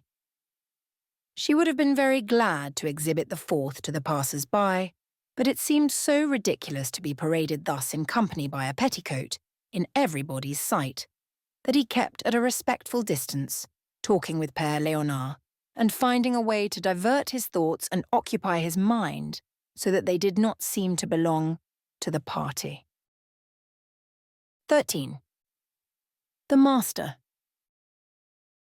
When they reached the village, the widow stopped to wait for them. She was determined to make her entry with her whole suite, but Germain, refusing to afford her that satisfaction, left Père Léonard, spoke with several people of his acquaintance, and entered the church by another door. The widow was vexed with him. After the Mass, she made her appearance in triumph on the greensward where dancing was in progress, and opened 3 successive dances with her 3 lovers. Germain watched her, and concluded that she danced well, but with affectation. "Well," said Leonard, clapping him on the shoulder, "so you don't ask my daughter to dance. You are altogether too bashful." "I don't dance since I lost my wife," the ploughman replied. "Oh, but when you're looking for another, morning's at an end in your heart as well as in your clothes." "That's no argument, Père Leonardo. Besides, I feel too old. I don't care for dancing any more." "Hark ye," rejoined Leonard, leading him apart. "You took offence when you entered my house, because you found the citadel already surrounded by besiegers, and I see that you're very proud. But that isn't reasonable, my boy. My daughter's used to being courted, especially these last 2 years since her mourning came to an end, and it isn't her place to make advances to you." "Your daughter has been free to marry again for 2 years, you say, and hasn't made up her mind yet," said Germain. "She doesn't choose to hurry, and she's right. Although she has rather a lively way with her, and you may think she doesn't reflect much, she's a woman of great good sense and one who knows very well what she's about." "I don't see how that can be," said Germain ingenuously. "For she has 3 gallants in her train, and if she knew what she wanted, at least 2 of them would seem to her to be in the way, and she would request them to stay at home." "Why so? You don't know anything about it, Germain. She doesn't want either the old man or the one-eyed one or the young one, I'm almost certain of it, but if she should turn them away, people would say she meant to remain a widow, and no others would come." "Ah, yes, they act as a signpost for her." "As you say. Where's the harm if they like it?" "Everyone to his taste," said Germain. "That wouldn't be to your taste, I see. But come now, we can come to an understanding. Supposing that she prefers you, the field could be left clear for you." "Yes, supposing. And how long must I stand with my nose in the air before I can find out?" "That depends on yourself, I fancy, if you know how to talk and argue. So far, my daughter has understood very clearly that the best part of her life would be the part that she passed in letting men court her, and she doesn't feel in any hurry to become one-man's servant when she can give orders to several. And so, as long as the game pleases her, she can divert herself with it. But if you please her more than the game may be stopped. All you have to do is not to be discouraged. Come every Sunday, ask her to dance, give her to understand that you're on the list, and if she finds you more likeable and better informed than the others, I don't doubt that she'll tell you so some fine day." "Excuse me, Père Léonard, your daughter is entitled to act as she pleases, and I have no right to blame her. I would act differently if I were in her place. I'd be more honest, and I wouldn't let men throw away their time who probably have something better to do than hang around a woman who laughs at them. But after all, if that entertains her and makes her happy, it's none of my business. But I must tell you one thing that is a little embarrassing for me to confess since this morning, seeing that you began by making a mistake as to my intentions and didn't give me any time to reply, so that you believe something that isn't so. Pray understand that I didn't come here to ask for your daughter's hand, but to buy a pair of oxen that you intend to take to the fair next week and that my father-in-law thinks will suit him." "I understand, Germain," said Leonard calmly. "You changed your mind when you saw my daughter with her lovers. That's as you please. It seems that what attracts one repels another, and you have the right to withdraw as long as you haven't spoken yet. If you really want to buy my oxen, come and look at them in the pasture. We'll talk it over, and whether we strike a bargain or not, you'll come and take dinner with us before you go back."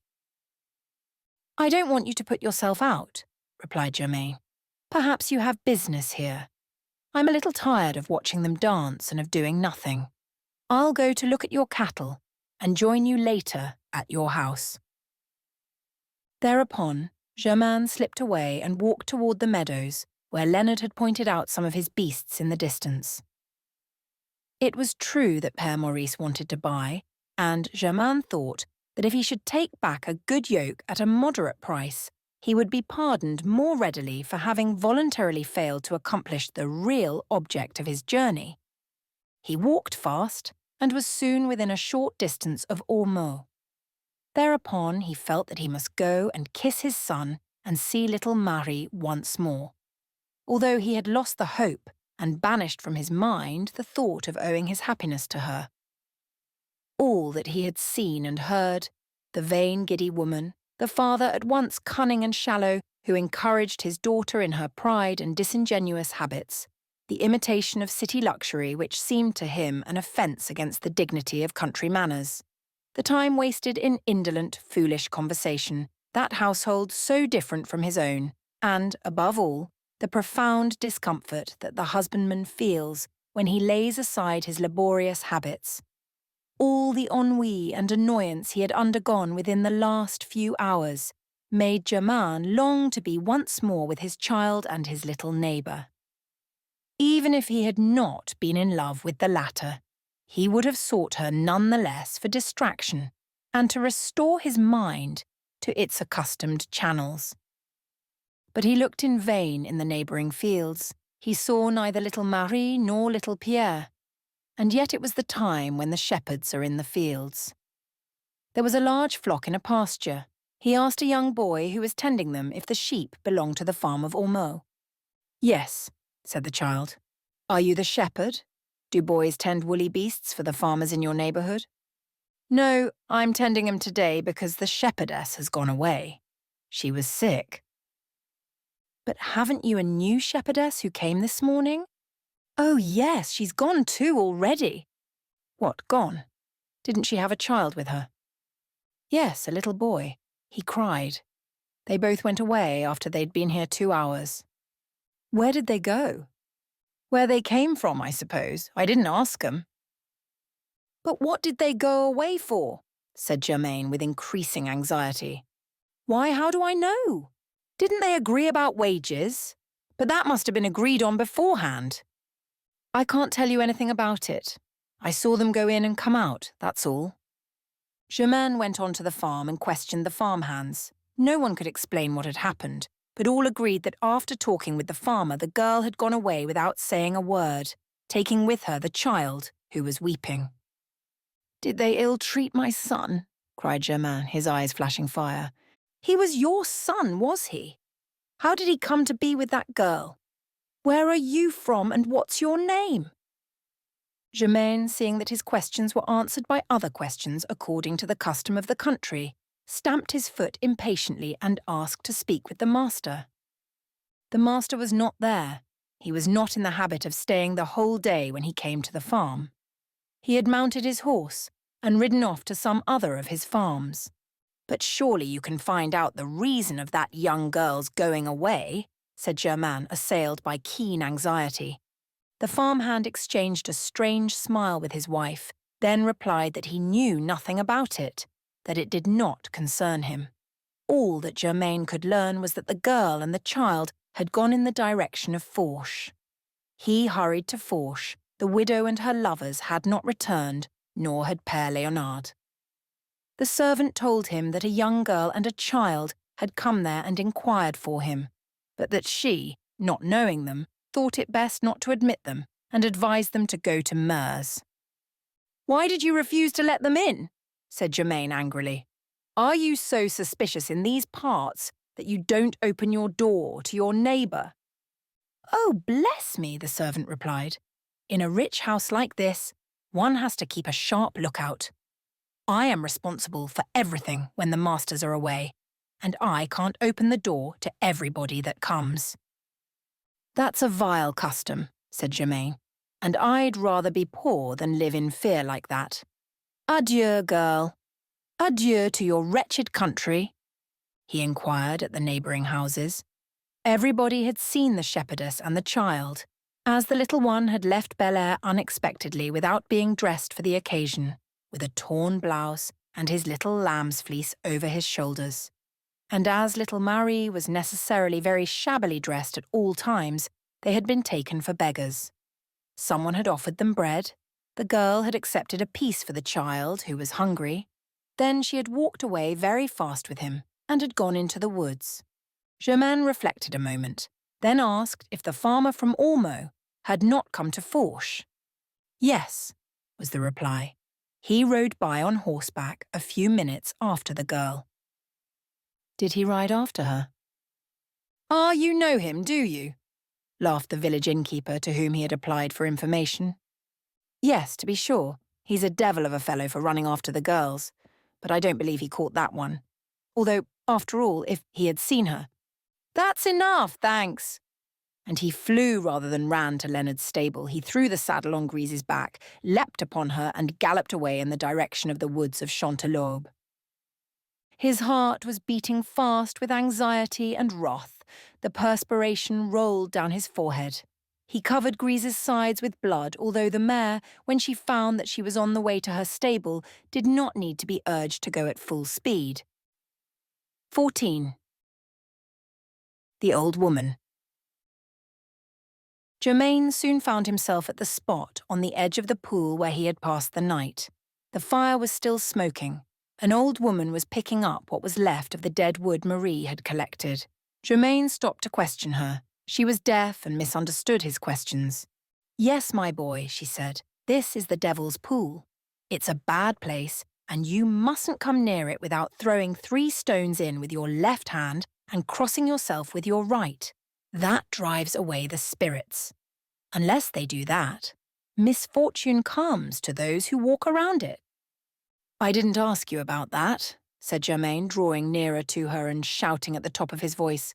Haven't you seen a girl and a young child going through the woods? Yes, said the old woman. There was a small child drowned there. Germain shivered from head to foot, but luckily the old woman added, That was a long, long while ago. They put up a beautiful cross, but on a fine stormy night, the evil spirits threw it into the water. You can still see one end of it. If anyone had the bad luck to stop here at night, he would be very sure not to be able to go away before dawn. It would do him no good to walk. He might travel 200 leagues through the woods and find himself still in the same place. The ploughman's imagination was impressed, do what he would by what he heard, and the idea of the misfortune which might follow, to justify the remainder of the old woman's assertions, took such complete possession of his brain that he felt cold all over his body. Despairing of obtaining any additional information, he mounted his horse and began to ride through the woods, calling Pierre at the top of his voice, whistling, cracking his whip, breaking off branches to fill the forest with the noise of his progress, then listening to see if any voice answered. But he heard naught but the bells on the cows scattered among the bushes, and the fierce grunting of pigs fighting over the acorns. At last Germain heard behind him the footsteps of a horse following in his track, and a man of middle age, swarthy, robust, dressed like a semi-bourgeois, shouted to him to stop. Germain had never seen the farmer of Ormeaux, but an angry instinct led him to determine at once that it was he. He turned and, eyeing him from head to foot, waited to hear what he had to say to him. Haven't you seen a young girl of 15 or 16 with a little boy pass this way? Said the farmer, affecting an indifferent manner, although he was visibly moved. What do you want of her? Demanded Germain, not seeking to disguise his indignation. I might tell you that that was none of your business, my friend, but as I have no reason to hide it, I will tell you that she's a shepherdess I hired for the year without knowing her. When she came to the farm, she seemed to me too young and not strong enough for the work. I thanked her, but I insisted on paying her what her little journey had cost, and she went off in a rage while my back was turned. She was in such a hurry that she even forgot part of her things and her purse, which hasn't very much in it, to be sure. A few sous, I suppose. But, as I had business in this direction, I thought I might meet her and give her what she forgot and what I owe her. Germain was too honest a soul not to hesitate when he heard that story, which was possible at least, if not very probable. He fixed a piercing gaze on the farmer, who bore his scrutiny with much impudence, or else with perfect innocence. I want to have a clear conscience, said Germain to himself, and, restraining his indignation, he continued aloud, She's a girl from our neighbourhood. I know her. She must be somewhere about here. Let us go on together. We shall find her, I've no doubt. You are right, said the farmer. Let's go on, but if we don't find her at the end of the path, I give it up, for I must take the Ardentes road. Oh-ho, thought the ploughman. I won't leave you, even if I should have to twist around the devil's pool with you for 24 hours. Stay, said Germain suddenly, fixing his eyes on a clump of furze which was moving back and forth in a peculiar way. Hola, hola, Petit Pierre, my child. Is that you? The child, recognizing his father's voice, leapt out of the bushes like a kid, but when he saw that he was with the farmer, he stopped as if in terror and stood still, uncertain what to do. Come, my Pierre, come, it's me, cried the ploughman, riding toward him and leaping down from his horse to take him in his arms. And where's little Marie? She's hiding there, because she's afraid of that bad black man, and so am I. Oh, don't you be afraid. I am here. Marie, Marie, it's me. Marie came crawling out from the bushes, and as soon as she saw Germain, whom the farmer was following close, she ran and threw herself into his arms, and, clinging to him like a daughter to her father, she exclaimed, Ah, my good Germain, you will defend me. I'm not afraid with you. Germain shuddered. He looked at Marie. She was pale. Her clothes were torn by the brambles through which she had run, seeking the thickest underbrush like a doe with the hunters on her track. But there was neither despair nor shame on her face.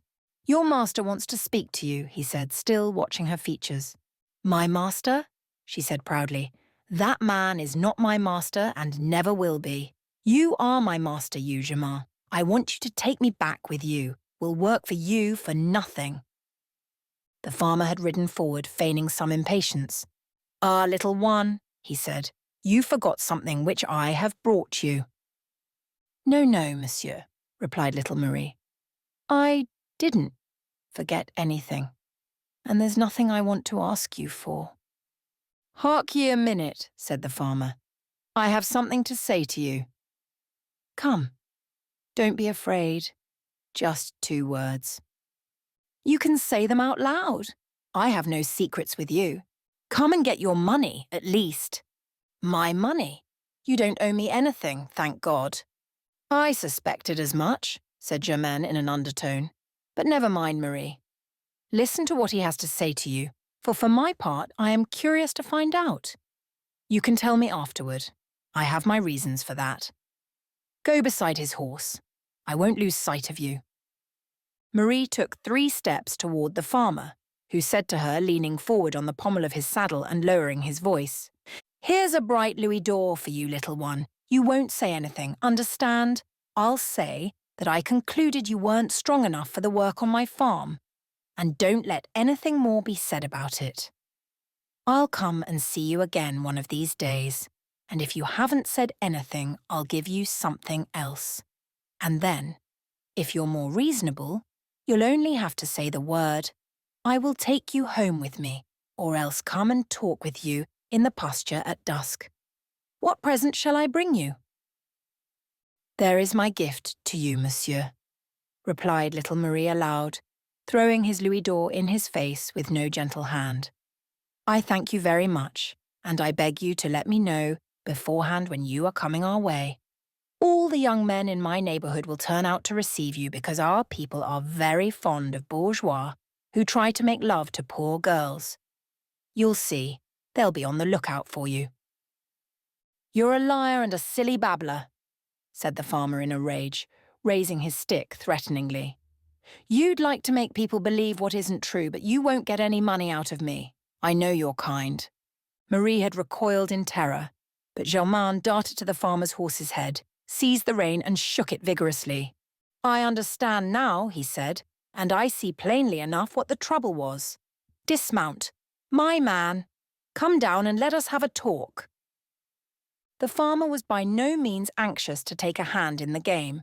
He spurred his horse in order to free himself and tried to strike the ploughman's hands with his stick and make him relax his hold. But Germain eluded the blow and, taking him by the leg, unhorsed him and brought him to the heather, where he knocked him down, although the farmer was soon upon his feet again and defended himself sturdily. Chapter 14. Marie had recoiled in terror, but Germain darted to the farmer's horse's head, seized the rein and shook it vigorously. "Coward," said Germain when he had him beneath him. "I could break every bone in your body if I chose, but I don't like to harm anybody, and besides, no punishment would mend your conscience. However, you shan't stir from this spot until you have asked this girl's pardon on your knees." The farmer, who was familiar with affairs of that sort, tried to turn it off as a joke. He claimed that his offence was not so very serious, as it consisted only in words, and said that he was willing to beg the girl's pardon, on condition that he might kiss her, and that they should all go and drink a pint of wine at the nearest inn, and part good friends. "You disgust me," replied Germain, pressing his face against the ground, "and I long to see the last of your ugly face. There, blush if you can, and you had better take the road of the effrontés, too, when you come to our town." He picked up the farmer's holly staff, broke it across his knee to show the strength of his wrists, and threw the pieces away with a contemptuous gesture. Then, taking his son's hand in one of his, and little Marie's in the other, he walked away, trembling with indignation. 15. The return to the farm. Within a quarter of an hour they had crossed the moors. They trotted along the high road, and Grise neighed at every familiar object. Petit Pierre told his father what had taken place so far as he had been able to understand it. "When we got there," he said, "that man came and talked to my Marie in the sheepfold, where we went first to see the fine sheep. I'd got up into the crib to play, and that man didn't see me. Then he said good day to my Marie, and then he kissed her." "You let him kiss you, Marie?" said Germain, trembling with anger. "I thought it was a compliment, a custom of the place for new arrivals, just as Grandma, at your house, kisses the girls who take service with her, to show that she adopts them and will be like a mother to them." "And then," continued Petit Pierre, who was very proud to have a story to tell, "that man said something naughty, something you told me not to say and not to remember, so I forgot it right away. But if my papa wants me to tell him what it was—" "No, my Pierre, I don't want to hear it, and I don't want you to remember it ever." "Then I'll forget it again," said the child. "And then that man acted as if he was mad because Marie said she was going away. He told her he'd give her all she wanted, 100 francs. And my Marie got mad too. Then he went at her, just like he was going to hurt her. I was afraid, and I ran up to Marie and cried. Then that man said like this, 'What's that? Where did that child come from? Put him out of here.' And he put up his stick to beat me. But my Marie stopped him, and she said like this, 'We will talk by and by, monsieur. Now I must take this child to Fourche, and then I'll come back again.' And as soon as he'd gone out of the sheepfold, my Marie says to me like this, 'Let's run away, my Pierre. We must go away right off, for that man's a bad man, and he would only hurt us.' Then we went behind the barns and crossed a little field and went to Fourche to look for you. But you weren't there, and they wouldn't let us wait for you. And then that man came up behind us on his black horse, and we ran still farther away, and then we went and hid in the woods. Then he came too, and we hid when we heard him coming. And then, when he'd gone by, we began to run for ourselves so as to go home. And then at last you came and found us. And that's all there was. I didn't forget anything, did I, my Marie?" "No, Pierre, and it's the truth. Now, Germain, you will bear witness for me and tell everybody at home that it wasn't for lack of courage and being willing to work that I couldn't stay over yonder." "And I will ask you, Marie," said Germain, "to ask yourself the question whether when it comes to defending a woman and punishing a knave, a man of 28 isn't too old. I'd like to know if Bastien, or any other pretty boy who has the advantage of being 10 years younger than I am, wouldn't have been crushed by that man, as Petit Pierre calls him. What do you think about it?" "I think, Germain, that you have done me a very great service, and that I shall thank you for it all my life." "Is that all?" "My little father," said the child, "I didn't think to tell little Marie what I promised you. I didn't have time, but I'll tell her at home, and I'll tell Grandma too." This promise on his child's part gave Germain abundant food for reflection. The problem now was how to explain his position to his family, and while setting forth his grievances against the widow Guerin to avoid telling them what other thoughts had predisposed him to be so keen-sighted and so harsh in his judgment. When one is happy and proud, the courage to make others accept one's happiness seems easily within reach, but to be rebuffed in one direction and blamed in another is not a very pleasant plight. Luckily, Pierre was asleep when they reached the farm, and Germain put him down on his bed without waking him. Then he entered upon such explanations as he was able to give. Père Maurice, sitting upon his three-legged stool in the doorway, listened gravely to him, and, although he was ill-pleased with the result of the expedition, when Germain, after describing the widow's system of coquetry, asked his father-in-law if he had time to go and pay court to her 52 Sundays in the year, with the chance of being dismissed at the end of the year, the old man replied, nodding his head in token of assent, "You are not wrong, Germain. That couldn't be." And again, when Germain told how he had been compelled to bring little Marie home again without loss of time to save her from the insults, perhaps from the violence, of an unworthy master, Père Maurice again nodded assent, saying, "You are not wrong, Germain. That's as it should be." When Germain had finished his story and given all his reasons, his father-in-law and mother-in-law simultaneously uttered a heavy sigh of resignation as they exchanged glances. Then the head of the family rose, saying, "Well, God's will be done. Affection isn't made to order." "Come to supper, Germain," said the mother-in-law. "It's a pity that couldn't be arranged better. However, it wasn't God's will, it seems. We must look somewhere else." "Yes," the old man added, "as my wife says, we must look somewhere else."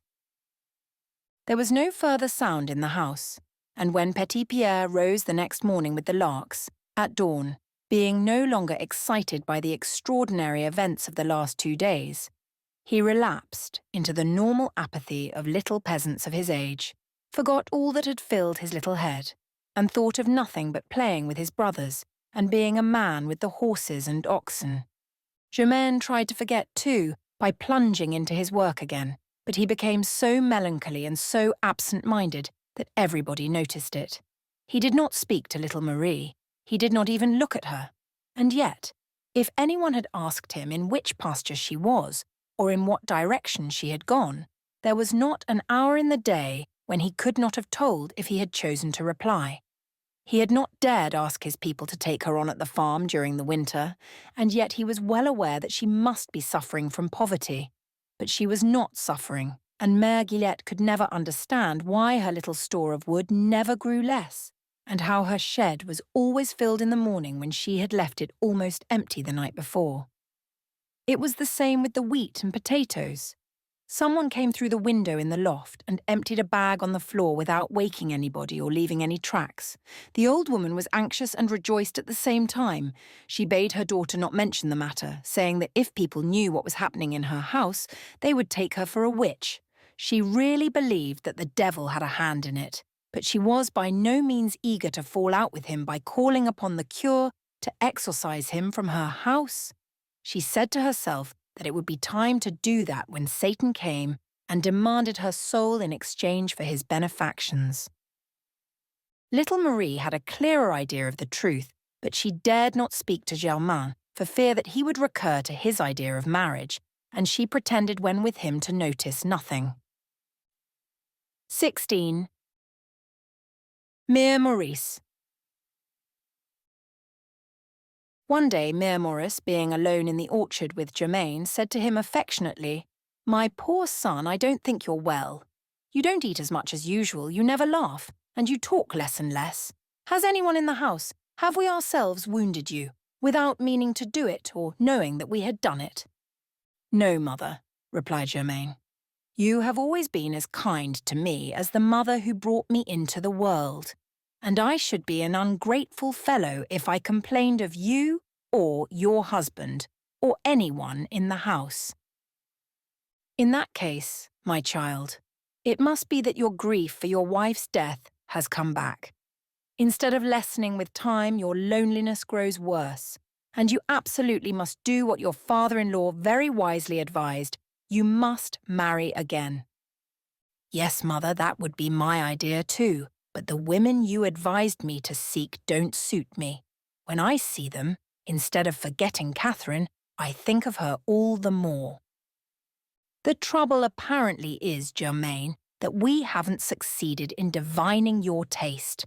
So you must help us by telling us the truth. Doubtless there's a woman somewhere who was made for you, for the good Lord doesn't make anybody without putting by his happiness for him in somebody else. So, if you know where to go for the wife you need, go and get her. And whether she's pretty or ugly, young or old, rich or poor, we have made up our minds, my old man and I, to give our consent. For we're tired of seeing you so sad, and we can't live at peace if you are not. You are as good as the good Lord, mother, and so is father, replied Germain. But your compassion can't cure my trouble. The girl I would like won't have me. Is it because she's too young? It's unwise for you to put your thoughts on a young girl.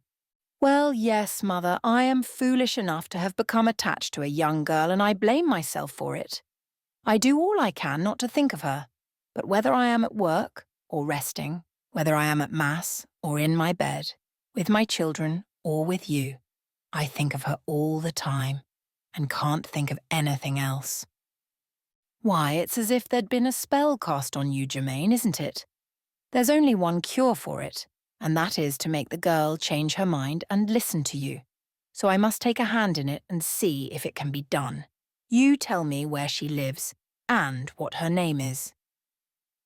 Alas, my dear mother, I don't dare, said Germain, for you'll laugh at me.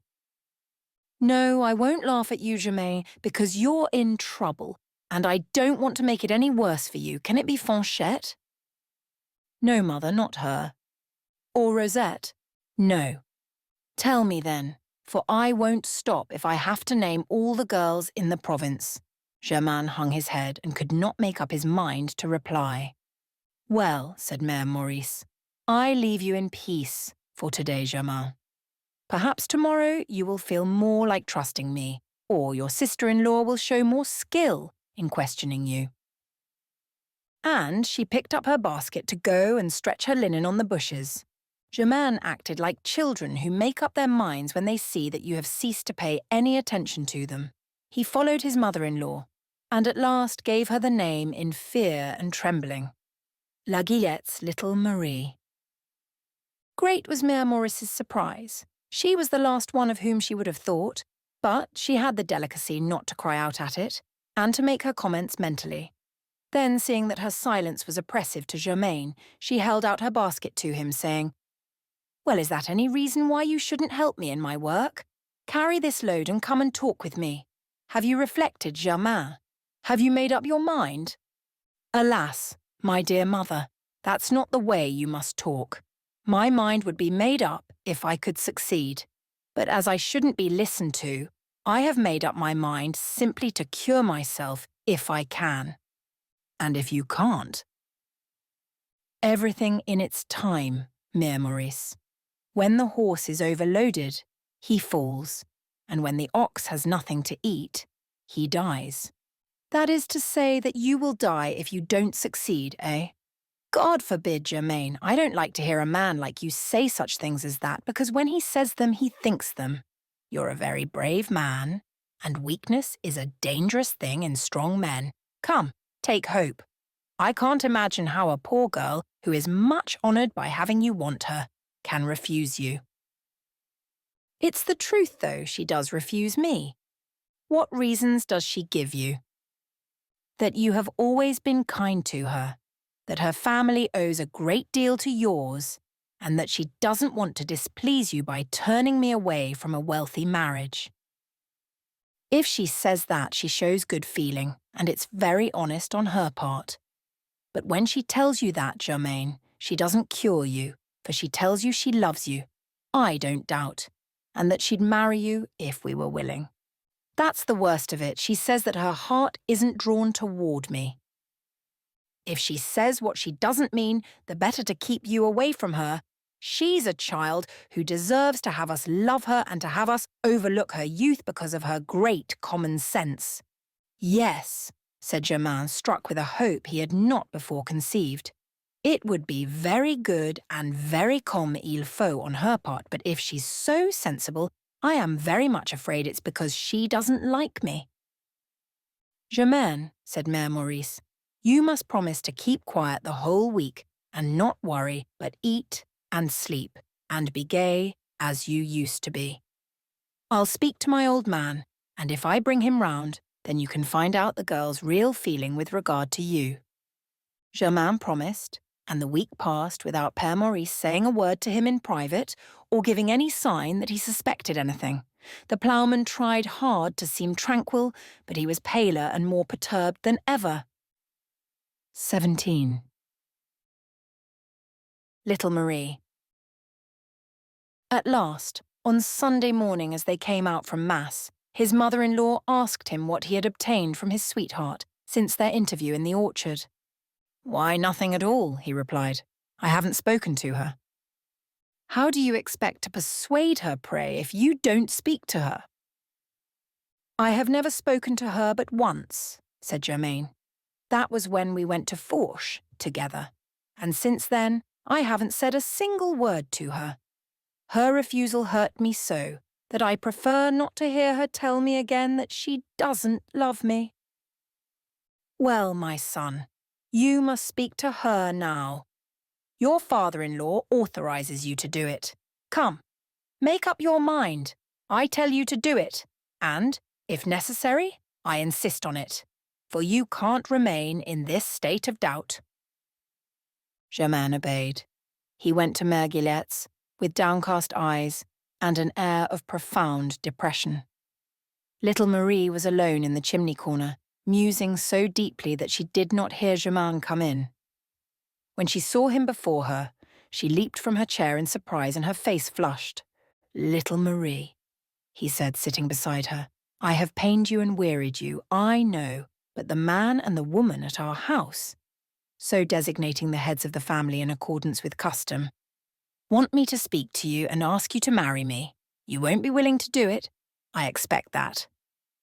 Germain, replied little Marie, have you made up your mind that you love me?